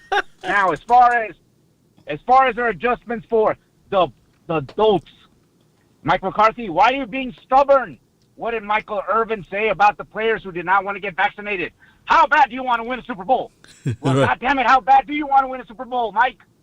It's easy. Move over your best player. It's only going to be temporary. Mm-hmm. Put your best starting 5. We went toe-to-toe with the defending champs. And because of Legatron, we lost it. Right. We did. Other issues, yes. And as what the caller did say, I expected us to be outcoached against the Saints, against the Chiefs, possibly, against the Patriots. But I didn't expect us to be outcoached against the Bucs, and that's what it ended up being. Several calls there that were iffy. Kellen Moore got to get better in the red zone. One of the networks called it the green zone, the money zone. That's because that's where you make your money. You better go in there and find the plays that you feel are comfortable with to score touchdowns, not go for field goals that maybe Legatron has to watch the film on to see why he missed. That was a funny answer. I don't need to watch film. You shanked it.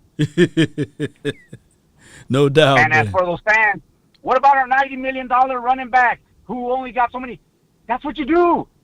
Tampa Bay's front 7, other than the Washington, what the fuck?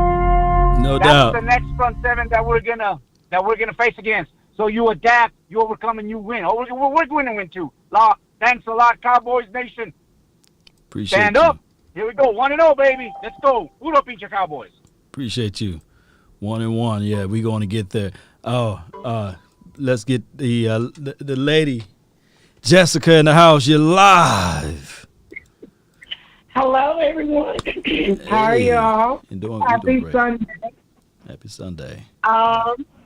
For me, we're gonna be 1-1. No need to get down about it. Like we said, we just got to go out there and execute. And when we get to the red zone, we don't need to turn over to the pickle kicker. We need to go for it. Right. Like I said, go for it. Punch it in the mouth. Mm-hmm. You can't trust your quarterback and your wide receivers and your receivers and your offensive players. Then what's the use of you playing them? Right. Facts. You got to let them go out there. When just like everybody else, they was going for it. They didn't leave nothing out there. You learn from your mistakes. Just clean up, like I said, clean up what we messed up and go for what we know. And let's go whoop them Chargers.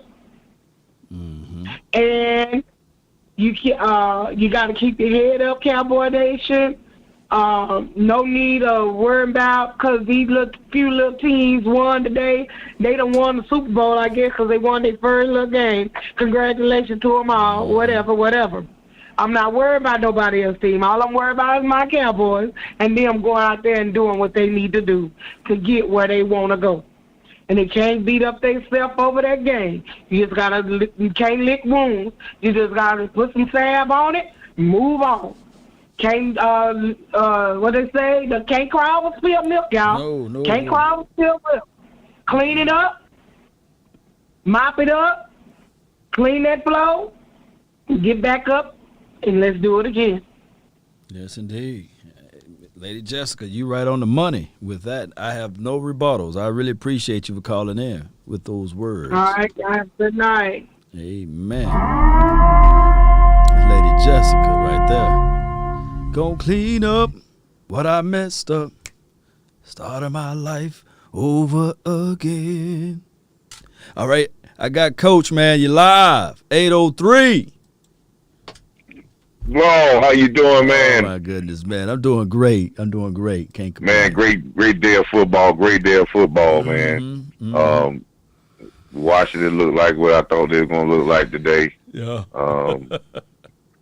Got a little bit more problems with their offense. Now their quarterback down. Mm-hmm. Eagles surprised me. They look a lot better than I thought they were going to look. And I tell a lot of people, Cowboy fans, man, don't sleep on Jalen Hurts, man. I mean, people slept on Dak Prescott, and Jalen Hurts, we got that same type of leadership qualities. He's not a bad quarterback, and he's only gonna get better. He's always won. So, but the rest of their team, I got suspect on their organization. I have suspects on, and the Giants look what I thought they were going to look like. They got a turnover machine in their quarterback. Right. He turned the ball over 40 times in 28 games. So he's a turnover machine. But yeah, it was a great day of football, man. And I hope the Cowboy fans and we get ready to be have a very challenging task against San Diego. Not San Diego, but the Chargers. Let's not overlook them, thinking that we're gonna get back in there. We gotta get back into being physical. Our defense is gonna get much better as the weeks go on. Hopefully our running game get a lot better, and we can do. I just want to make sure that I'm gonna say this right quick. I want to make sure that we want Dak to have a good game. Mm-hmm. Let's not the bar be at 400 yards and 300 and 3 touchdowns or 4 touchdowns be the bar. Let's make sure that his game is good enough for us to get the W by 1 point or by 20 points. That's the bar now. Since he's gotten paid, he's our quarterback. He's a great quarterback. We just want to win games, and teams won games this week with special teams play. Kansas City won a game today because of a bad special team play by the Browns. Pittsburgh won a game today because they blocked the punt, so big games, special teams is very important, and I hope we can turn around on special teams and get something big. All right, Law, have a good one, man. Appreciate you, Coach. Coach Marv, man, always dropping some jewels off for the nation. He just sprinkling it around, and yes, the Cleveland Browns they fumbled a punt and it gave life and liberty in the pursuit of happiness to the Chiefs. I didn't watch the Steelers game, and I'll probably watch that as soon as we get off. But, yeah, he's right. Special teams is a key component. And he was saying that last week before the game. He's saying that, hey, the special teams, Law, pay attention to the special teams. And he called it. And I was like, Coach, you was right.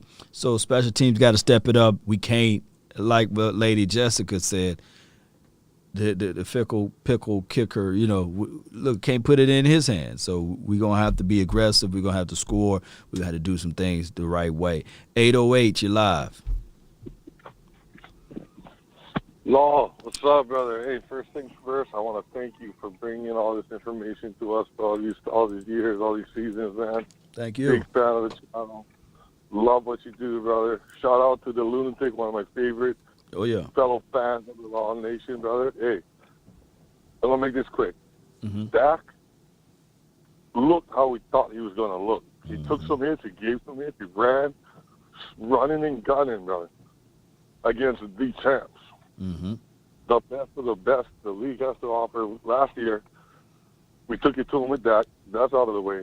Our defense, 4 turnovers. We got 4 turnovers, bro. I like that. I like that a lot. We're just going to keep getting better.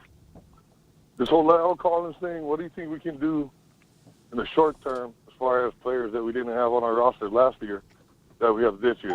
Is it worth giving them a look, or kind of in the situation we're in, brother? Thank you.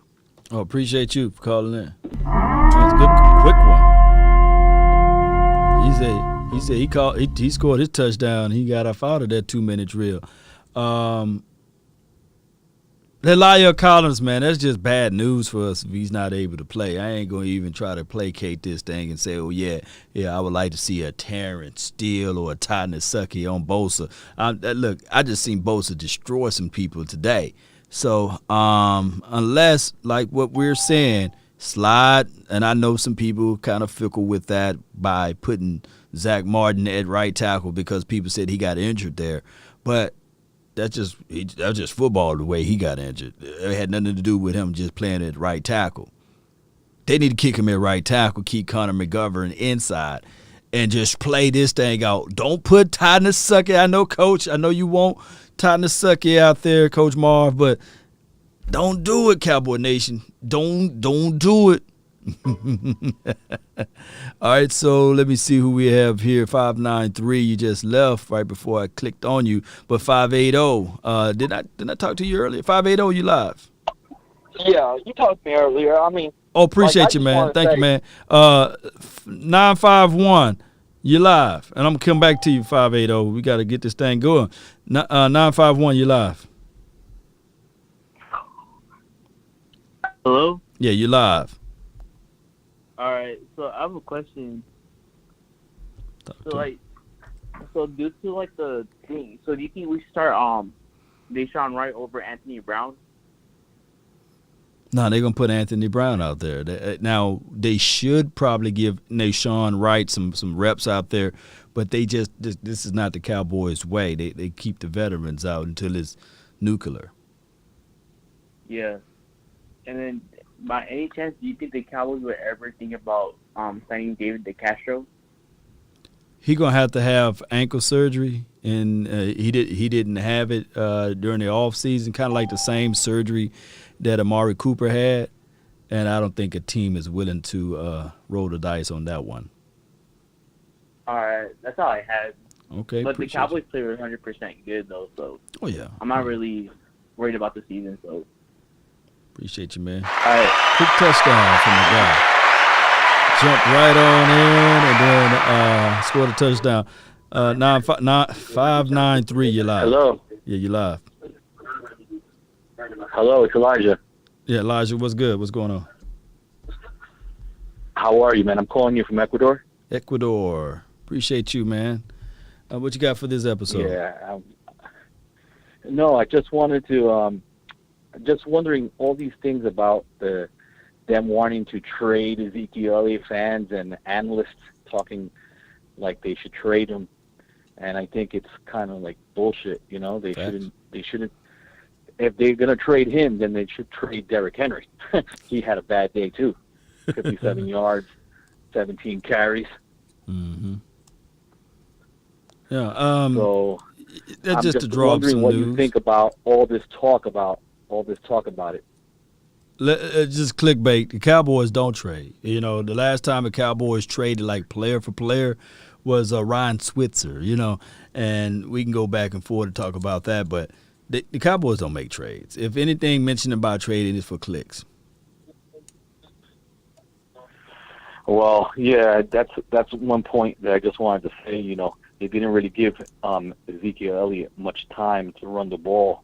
You know, only had 11 carries, and if the blocking is not there, or he doesn't get running, it's not going to go good for him. You know. Yeah, it's a mentality, man. That with running, it's a mentality, and it is a patience man's game. You may not get the yards that you think you're going to get, but you got to go ahead and pursue it and continue to do it. If not, if you're impatient, then you abandon it too quick, and you get one-dimensional. Yeah. Yeah. Yeah, I think that's Kellen Moore's a little bit of his flaws, that he's not giving an opportunity for the running backs to get going. Right. You know, on first down, he gets a carry. If it goes bad, he won't carry the ball on second down or on third down, or, you know, only in obvious situations does he carry the ball. Right. You know, so in other words, they stop it and then they go away from it and they don't go back to it. No doubt, man. Appreciate you for calling in. Great call from Ecuador. Appreciate you from the 593. It's just how it goes. Running the ball is a mentality that you got to deal with, and you say to yourself, I might get 1 yard in the cloud of dust. I might get another 1 yard in the cloud of dust. But what this does, and if you let me know if I'm lying, Cowboy Nation, if you played offensive lineman, post down in the chat, would you rather run block or pass block? Post down in the chat, and I guarantee you guys be surprised at what they say. All right, from the 205, you're live. The Landlord. What's good? What's going on with you, Law? Nothing to it, Chief. Talk to me. Not much, man. I just wanted to address, you know, first of all, you know, everybody said that we weren't going to be in that game. We barely lost. But I think that game was really one of those type of games where somebody got to lose. And unfortunately, it was just us that night. But for everybody talking about we didn't run the ball, man, I really think we looking at this in the wrong type of way. Okay. Like, if you wanted us to forcefully run the ball, you might as well go back to Jason Garrett's way of thinking. Because if we would have went in there and just tried to keep running the ball, we would have been getting 1 and 2 yards. And we would have probably lost that game by 30 points. No lie. This was the best plan that we could have came up with that we did. We just fell a little short. If we would have went in there and just tried to force that ball to Zeke 20 times and he getting 2 yards to carry because them boys got some beats in the middle, we was playing the matchup game, man. Football is about matchup. Facts. We didn't like the matchup that we got. We didn't, especially with Zach Martin being out, we didn't like that matchup. So, therefore, we threw the ball more than we ran. Watch next game. If we like the matchup that we going against in the trenches, Zeke will run. Like, y'all is out y'all mind. Y'all think Zeke ain't finna be running like crazy. Y'all is crazy. Like, Zeke will get his run. But that particular matchup, it wasn't in our best interest to let Zeke run all day. It just wasn't. You used to saying that. So let me ask you this though, and I'm not in all in favor of saying okay we should run it 50 times a game. I'm looking at a balanced approach, and of course you want to utilize the favors of what the matchup or what the opposition is trying to do. But regardless of the situation, I believe that Kellen Moore, he will abandon the run quicker than he would abandon any pass. However, when we play against the Chargers next week, do you think that the same process and the plan and the procedure will be the same with Dak Prescott throwing north of 30 times a game, or you think it will be more balanced? I'm sure it'll be more balanced. Okay. That's what I'm saying. Like, I think the Cowboys, we really smarter than what people saying because that was a great game plan. It damn near worked. Like, believe it or not, they had me tricked. Because the whole game, I'm like, damn, we ain't finna run. We still ain't finna run. We just kept doing play actions and shit. I guarantee you, they had the Bucs they had the Bucs on their heels too. Because they just expecting, like, they got to run sometime. We didn't hardly ever run, and we just continued to trick them and throw them out their game. They was not ready for that. I believe that was part of the reason why Dak was lighting them up so bad. And vice versa, because they wanted to establish a run, and then they had to abandon it because we were stopping the run. If this was last year's team, I guarantee you, we forced them to throw the ball, and lo and behold, they found our weak spot. They found it, and it was Anthony Brown. Outside of that, Mike Evans wasn't doing anything. Christopher Godwin wasn't doing anything. You know, he got his touches. Of course, he got over 100 yards, but collectively speaking, he wasn't doing what he really, really, really wanted. If you go back and look at it, though. I didn't even know Mike Evans played. Right. Did took him out the game completely. Right. So this is what we got to do here. This is what we got to do here. We got to make the Chargers one-dimensional, and I believe we can do that because we just made one of the better teams of last year one-dimensional. But we can't leave Mike Williams versus Anthony Brown. I don't want to see that matchup. I don't care. I know Anthony Brown. No. I know one of the callers said he got to be coached up and everything, but I just don't want to see it. 6'4". No. No, we don't want to see Anthony Brown. I don't want to see Anthony Brown on the field. I'd rather take my lumps when they shine. Right. And, if Kevin Joseph was there, I'd take him with him. But, Nation, Paul, I think he'll do good against that the Williams dude they got on Chargers. Yeah. But I just got one more thing to say about the Chargers. I can't lie. That boy Herbert looked damn good, man. He did. The boy looked good, man. I hope we ain't going in there thinking that we got a night off. But he go through his reads, but his reads is not as quick. It's not as quick as Tom. Nah, it's not. No, so it ain't nowhere near like Tom. Right. I'm just saying, like, the boy can make the throws. And, like, the biggest thing we need to watch for the Chargers is that boy Bosa. Because don't he play on the right side where Lyle is gone from? Don't tell everybody, man. I believe Bosa come from the right side. He's on the right side, yeah. And he ate. He ate today, yeah. Now I ain't worried about him because I know Dak know how to play with it, but that's the side he can see. Night. Yeah, that's the side he can see. That might burn him up all night, but he might sneak and get a sack, fumble or something one place. So yeah, I'm hoping that be like after a blowout already or something. That's what I'm hoping. No doubt, man. Appreciate you for calling in, fam. No doubt. Appreciate you, man. Yeah. That's what I'm talking about, man. All right, let's get this day going, man. The 214. Right down the street, man. What's good? Doing great.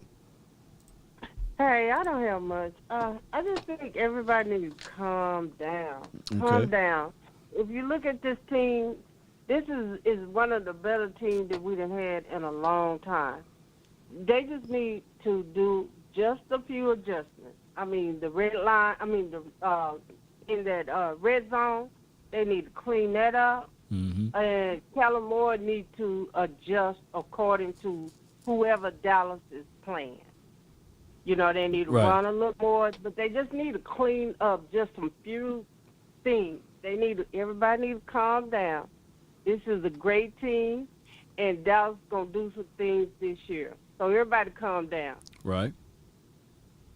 Don't panic. Look, I love it. You scored a touchdown real quick. Appreciate you. That's what I love. She scored a touchdown. Are you not entertained?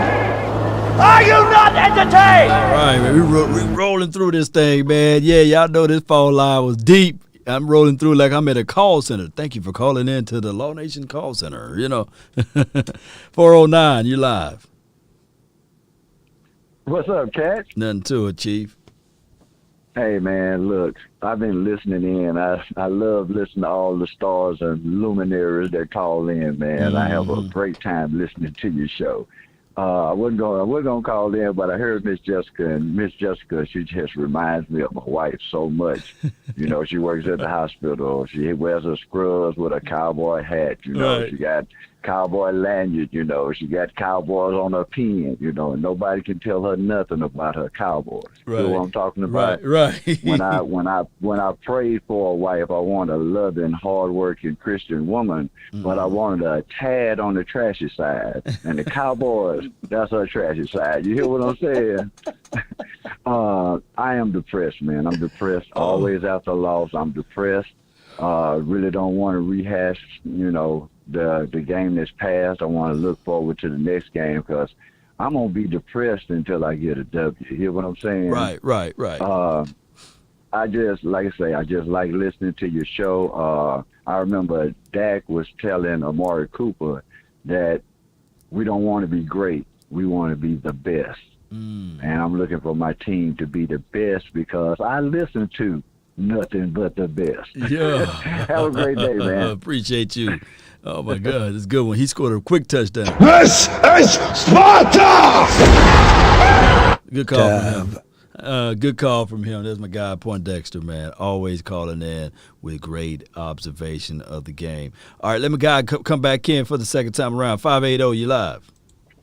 What's up, brother? Hey, man, I just want to say that, I might have been harsh on our Cowboys when I first called in, but, man, we played a hell of a game, though. We really did. And it was quite shocking. I mean, I predicted we either win or lose by a field goal. And that was my prediction. But I knew it wasn't going to be no blowout because I knew Dak was coming out hungrier than ever. And it didn't matter what offensive lineman he had in front of him protecting him. He was wanting to show and prove himself more than ever that he deserved that big contract that he got because he has earned it for years. He has been paid on the cheap for way too long. Facts. And it's about time my boy that got paid that big money because I haven't seen a quarterback like Dak in an age that's willing to sacrifice his body and get hit and beat up and bruised just for his team because he cares more about his team than he does himself, And I'm so glad we got him. I'm proud to have Dak on as my quarterback. No doubt. And I just want to say that, our boys are going to do great this year. They really are. And we're definitely going to be playoff contenders.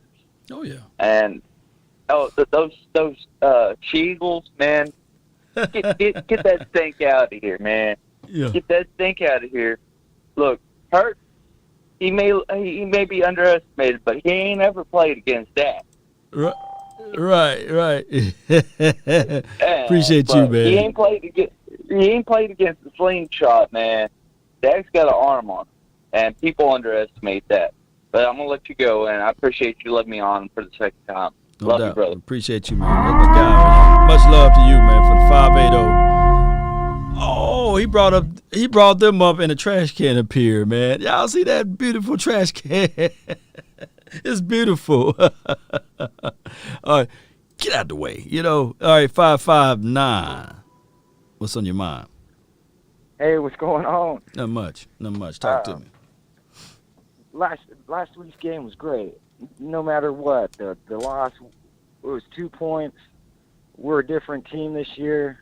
We got a couple things to fix, but we shocked the nation. We came out there and we had them running. We had them scared. There's no doubt about it. We're going to go on to do big things this year. That's all I've seen. Big things. I'm not putting nothing negative about it. Stay positive. They're going to work. They're going to be patient. They got Dak in his rhythm. It's time to get Zeke in his rhythm. Keep that O-line healthy. We stop the run. I mean, we're doing big things this year. Mm-hmm. We are, man, and I think that clear and obviously after watching all of the games today, you can clearly see that the Cowboys, man, they up there. They're going to be one of the top teams if we can all stay healthy, man. It's just going to be crazy for the 2021 season. It's going to be great. We shocked everybody. Nobody thought we were even going to be close like that. And we just came out and we had the game, basically. Mm-hmm. A few minor things, like what she said, just calm down. Yeah. And we're doing big things this year. No doubt, man. I can't wait for the Chargers game. I can't wait to see us out there throwing the ball around in that beautiful stadium. You know, it's going to be a nice one. I think we opened up the run because everybody's fearing Dak right now. They're like, damn, he came out and he just threw 400 yards, 3 touchdowns, running the ball a little bit. They're going to be waiting for that, trying to game plan against that. I think we're going to get Zeke in there and he's going to have 100-plus yards. No doubt, man. Hey, I'm hoping that he do. Him and Tony Pollard. Let's go, man. Appreciate you for calling in. Thank you.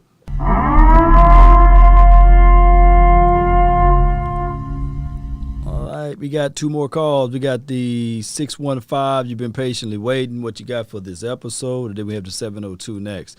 What you have for this episode, 615? What's up, Lo? What's good? What's good? Talk to This me. is Thomas Gary. I very seldom call. But I'm calling this time because I got a lot on my mind. Okay, talk to me. Hey, I think last Thursday night, I think that set, whether we would have won or lost, I think it set the tone for this year to be in our favor because of how the game ended.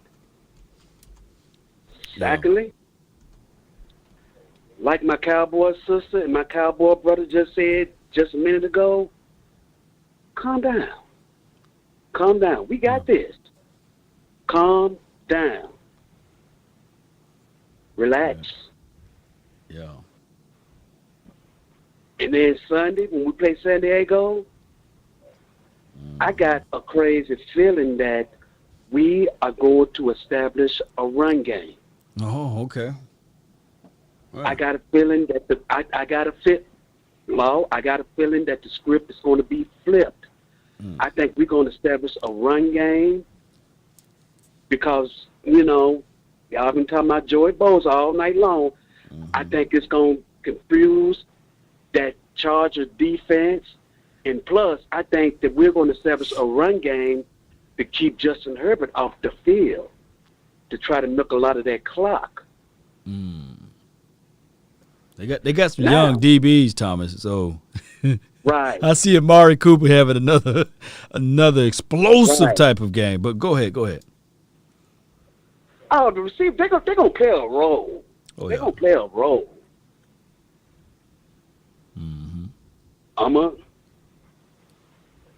Don't call your lawyer on me on what I'm about ready to say. Don't sue me. But I think we got the coaching staff. They got some detailing to do. Them new brooms, you want to put them up for a minute. You want to get them old brooms out. Yeah. I'm going to start preaching. Okay. You want to get them old brooms out, and you want to do some detailing. You want to get them corners and them edges. Yeah. You want to clean them corners and them edges. If you want to get, if you want to get the playbook together, you gotta clean them edges and them corners. No doubt. With that old room. Appreciate you for calling in, Tom. Appreciate you, man. Good sports. Good sports, man. All right. 559. I guess I can let you swing on in here since the other person hung up. 559, you live. Yeah, man. First time call. Man, dude, this team is... The conference has been locked. And, it's different. It's just fucking different. Mm-hmm. The only thing is the coaching. the coaches have to stop being friends with the players and start really coaching. Bones got to get back to his thing, like plays, secret plays, trick plays, like, you know, like stop being like friends with the players. Start coaching. Start getting into the you know, like I'm just frustrated with the coaching. They're just very soft. I think they're very soft. But all in all, I think the players got what it takes to be on top for sure this year, especially with our quarterback. Facts, man. You spitting facts. We got on top. Got to be on top of the things, and our quarterback will get it there. We got to. I hate to say this, but we got to win in spite of the coaching staff. So this is what we got to do. I think the defense pretty good, the way and the style that they played on the defensive side. But you're right, 559. What's your name? Artemis. Appreciate you, man. You got anything else for this episode? Yeah, go Cowboys, man. Man, that's what I'm talking about. Appreciate you, man, for calling in. What a good sport, man. Good guy calling in, the last caller of the night. I got to say this, though. I got to say this, and don't crucify me when I say this. I said it before the season started, just by listening to Mike McCarthy, and I kind of coined this to what Troy Aikman said. He said that he had to win in spite of the coaching staff, the coach staff of Barry Switzer, and I think that they had enough talent on his team to do such in the 90s, right? And I'm looking at this team, and I said this team got to win in spite of not just the coaching, but in spite of, hear me out, don't shank me with the butter knife. just hear me out on this one. They have to win in spite of the coaching staff, in spite of the media, in spite of Roger Goodell. They're going to have to figure this thing out, because you see how this is. It's not fair at all, you know. And, of course, fair is where pigs are being judged, and that's just how it goes. We can't cry over spilled milk, like what the other caller said tonight. So we got to win in spite of all of those things. Clearly, we got to absolutely play spotless, without a blemish, because everything is magnified in Dallas land, and it's just not right. Whatever the bone or the axe to grind with Lyle Collins, think about it. We've been watching football for all of our lives. When have you ever seen an offensive lineman being attacked? You know, it's like, if something can go wrong in Dallas, and I'm not finna say what can go wrong will go wrong, but if something goes wrong in Dallas, it's like on headline news. But Marshawn Lattimore, you don't hear news about that. The Zaven Collins, you don't hear news about that. The four-letter network, the three-letter network is not talking about that, right? These guys played today. Let me just pull it up again. Let me tell y'all something, man. If this was a Cowboys player, let me see, Marshawn Lattimore, I can't spell today, but you know, let me see, I'm gonna do it like this, T. And I did this episode already. Rested. They got the whole video. You know what I'm saying? Did the clips and everything. And trust me, I'm not wishing ill will on the kid. I want him to play well for the New Orleans Saints. That's my mom's favorite team, for crying out loud. But if this was a Cowboys player, come on, man. Y'all know for sure. Y'all know for sure this dude wouldn't have played week 1. You know? Oh, don't read the caption there. But the cop told him, man, you're going to shoot your thing off, man. You know? And then if I go over here and I type in Zaven Collins, you know, Collins arrest, you know.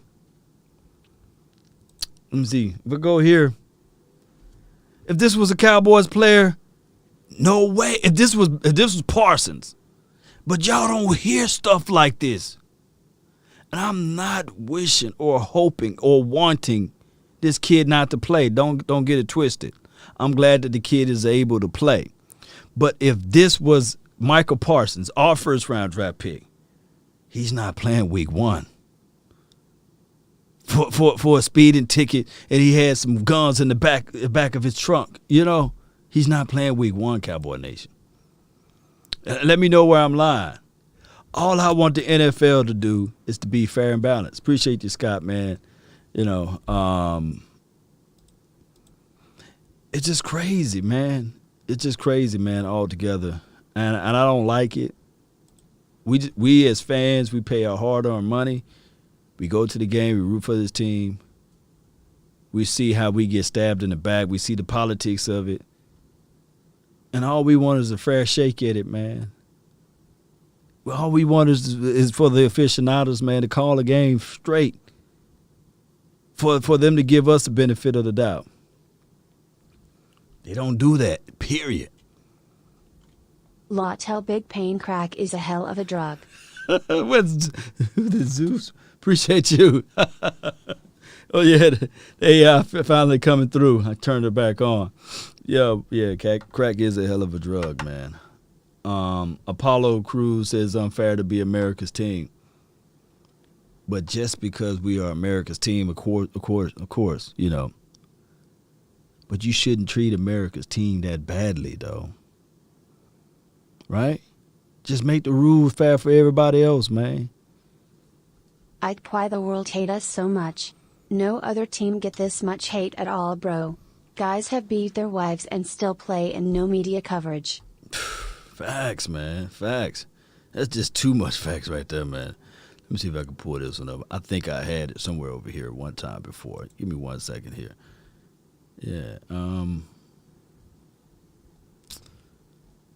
It was something. Y'all bear with me because I'm going to pull this up. Yeah, man, it's just crazy how this thing goes that we gotta doggone be flawless just to win a game. Everything is just magnified. 40 or 50 episodes. Let me see if I can do it. I think I got it somewhere right here. Yeah, I found it. Oh, yeah, I found it. Oh, yeah, I found it. Okay. Let me see if I can help everything out. Go right here.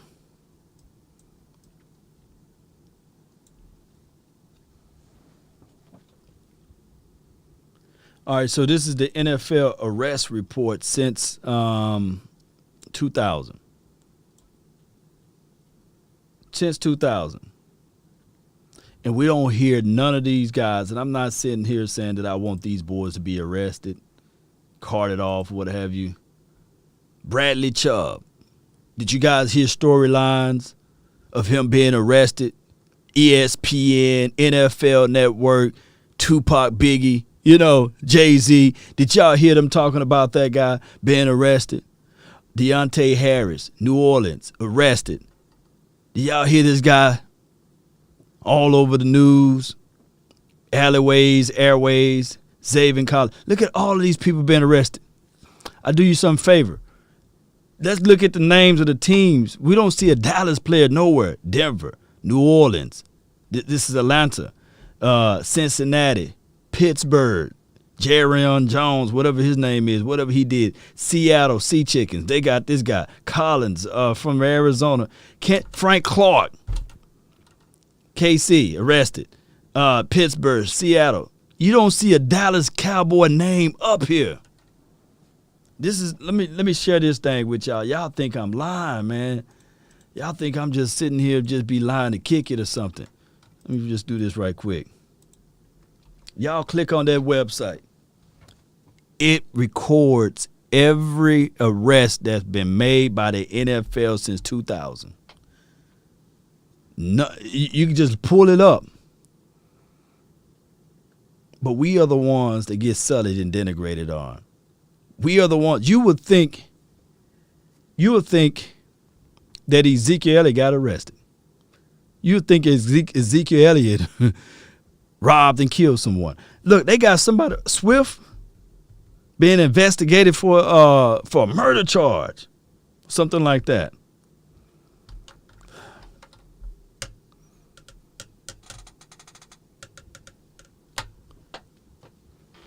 But it's crazy though. We are the only team they get the label. Greg Hardy, whatever he did, it was when he was playing for the Panthers. Got released. The Cowboys picked him up for a cup of coffee, and all of the media news network was talking about like hell he did it, like he did it while he was on the Cowboys. You know, it's crazy. It's crazy. Media like Stephen A. But we can pull up the truth all day and go through this list line by line, precept upon precept. Cleveland Grant, Jedrick Willis, you know, all of these teams. Don't see a Dallas player. Okay, this is the last Dallas player that was on there, Vantel Bryant. And we got rid of him as soon as it happened. But look at all of these names. And I think Vantel, he got the DUI off of 35 going down there on the tollway. And, you know, when you're going off of 35, you get on that tollway there, and you start heading up past, I want to say, what you got pulled? Addison area. Man, slow down, man. Don't bob and weave, man. But he got pulled over right around that area there. You know, they know what they're going to do for you. Antoine Woods, that's 2019. He ain't even on the team anymore. So, y'all just pull up that arrest database and you'll see all of the names of everything. Cowboy Nation. Going back when I watched the game, like the third time, that final drive, and this is my last statement on this. Of course, we know what happened on the final PI call, but I wanted to go and tell you guys a little bit before that. Of course, there was intentional grounding, but nobody called that, and that's a story of a different day with Tom Brady. But what I saw out of the defensive packages that I hope that I never see again, we gave them the underneath. We should have just continued to play that man-to-man defense or a little closer zone defense instead of giving Gronkowski those wide open passes. Those passes hurt. Go back and watch that final drive of Tom Brady, and that cushion was so much, man, on Gronkowski. Didn't look good. So we're going to have to correct that. I don't want to see that defense or wherever that prevent defense was. They don't need to give us that look anymore, or we don't need to give the opposing team that look anymore. Look at that final. Those two big catches by Gronkowski. So that's why I say even on the defensive side of the ball, we got to win in spite of the coaching, meaning that we got to put those games away quick. I don't like to see us give up that many yards at the end. And we got to play a better game collectively if we want to win this Super Bowl. It's week 1, and we're going to head into week 2. So now the observation will be who improve. Who improve. You got to look for observations of what improve, who improve, and where they improve. We can't be lackadaisy with this and just say we winning, because we got to be saying, okay, we got to look at it from an analytical eye and say, okay, what did this guy do that he didn't do last week, and what did he improve on? Even from a philosophy aspect of it, with players on the field. Jabril Cox, I don't want to see 0 snaps from him. I want to see some snaps from him. You see? Anthony Brown, if he get burnt, like we give him okay, yeah, he got burnt last week. But where can he improve heading into the second week? If the same thing happened 2 times, then coach need to just pull him to the side and say, hey, number 30, you out. We need to have that type of mindset. Not saying that, okay, we'll get him better when we get back home. No. Yep. So I really appreciate each and every last one of you all for tuning in. Be sure to hit that like button, share this content. Let a friend, let a neighbor know where to go when they want to tune in to Cowboys Sports Talk and beyond. Yeah. Trials and tribulations, right? But I come here to tell you guys, for the nation, the Dallas Cowboys heading into week 2, we got a chance and opportunity to see all of the other teams in the NFC East. I come here to tell you guys, they may not admit it, but they know it, that the Dallas Cowboys, the ultimate best team right now. Offensively, defensively. Oh yeah, we can get this ball going. So, I come here to tell you guys as well, Rain Dakota Prescott, he's on a mission. Got his mind set beyond just winning this game, but winning multiple games. He saw this team struggle last year. That's why he said, put me in the game, Check. Put me in the game. Can you guys hear me pretty well? They know it. And I believe that they will see it.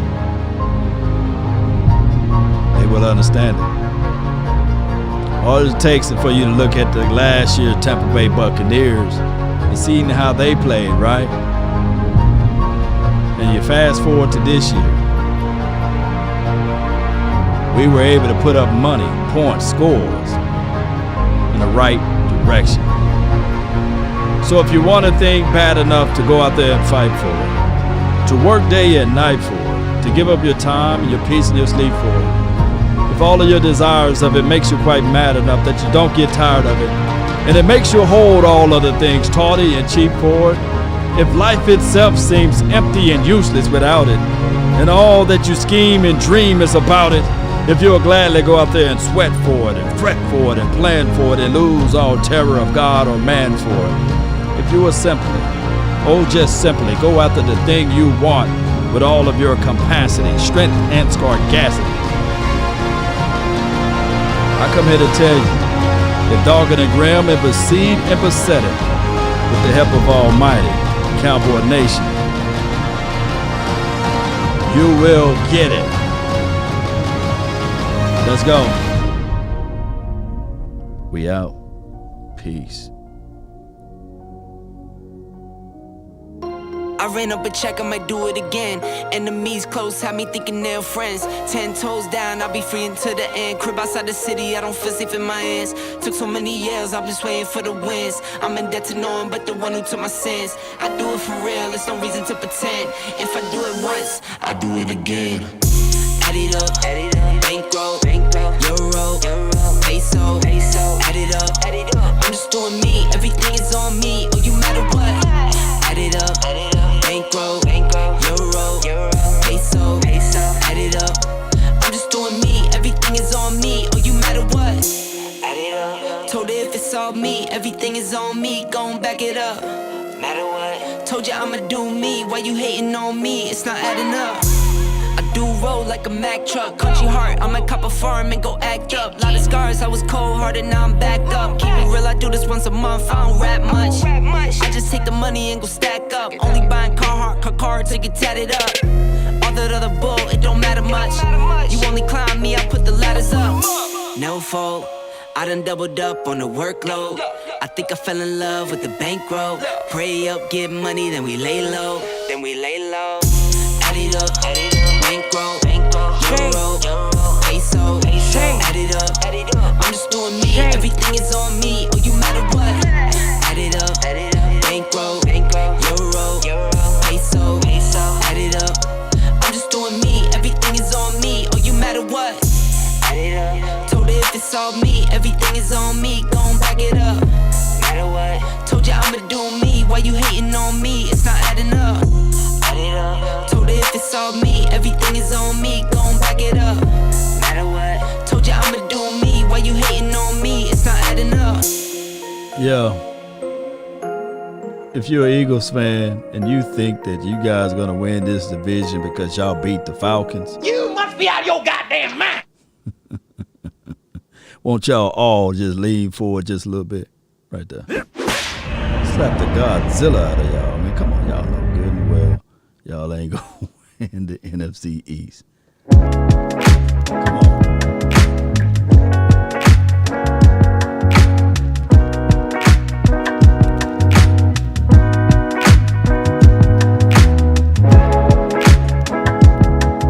They so insecure with themselves. They on the Law Nation channel, on the Cowboys Syndicate Network. Come on now. I'll tell them lean forward again. Take a drag of my cigarette. Breathe me out, breathe you in. I know one thing, I won't be there where they at. Yeah.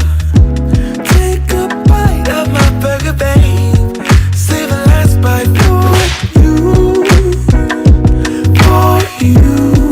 Ooh. Don't let the street lights lead you all alone. You know it's dangerous to go alone. Don't let the street lights hit you. Could I be your player too? I won't miss I'll Roy. follow wherever you go, whatever you do. Player too.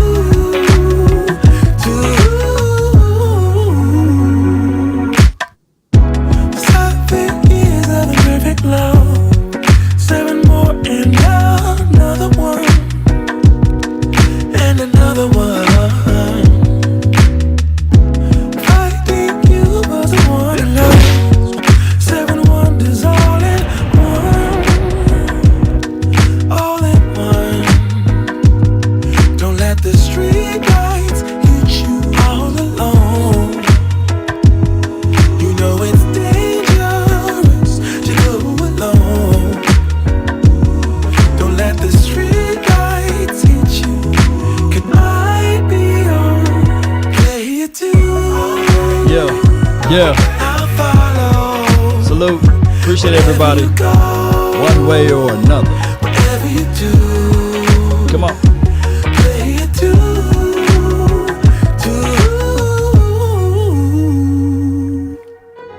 If a paper crane can fly, then forever doesn't feel that far.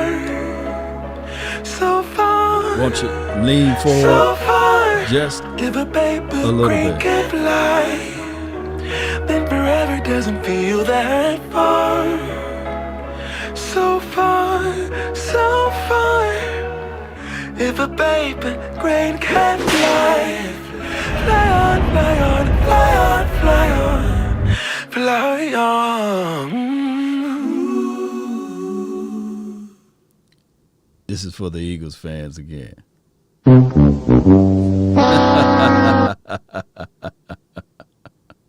Y'all celebrating over beating the Atlanta Falcons.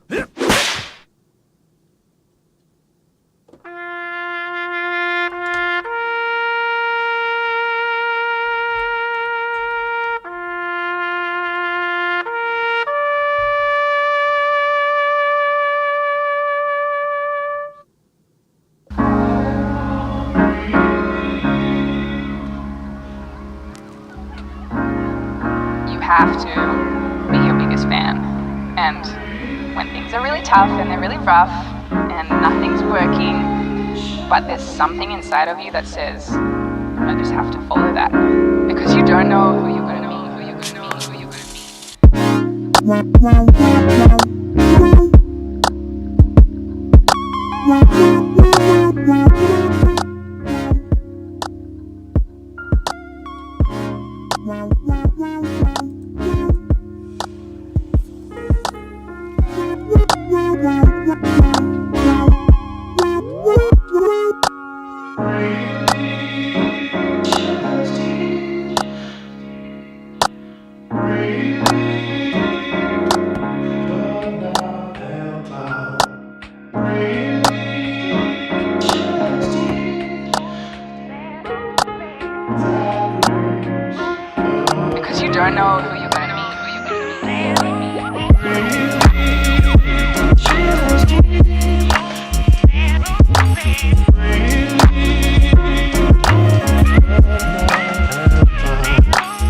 the coolest thing about this,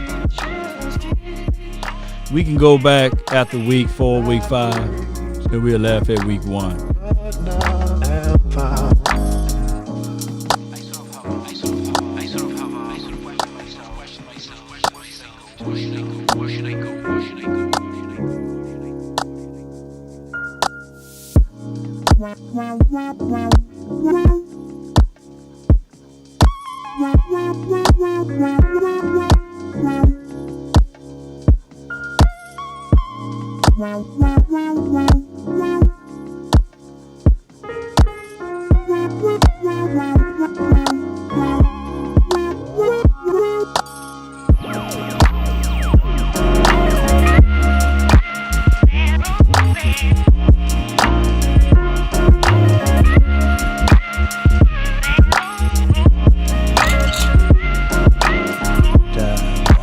I want me some Royal. Are you not entertained? Are you not entertained?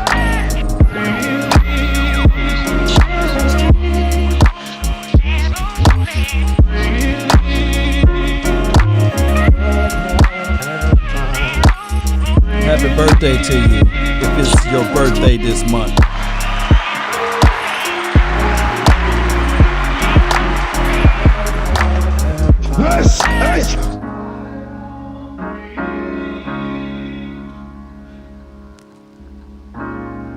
You have to be your biggest fan.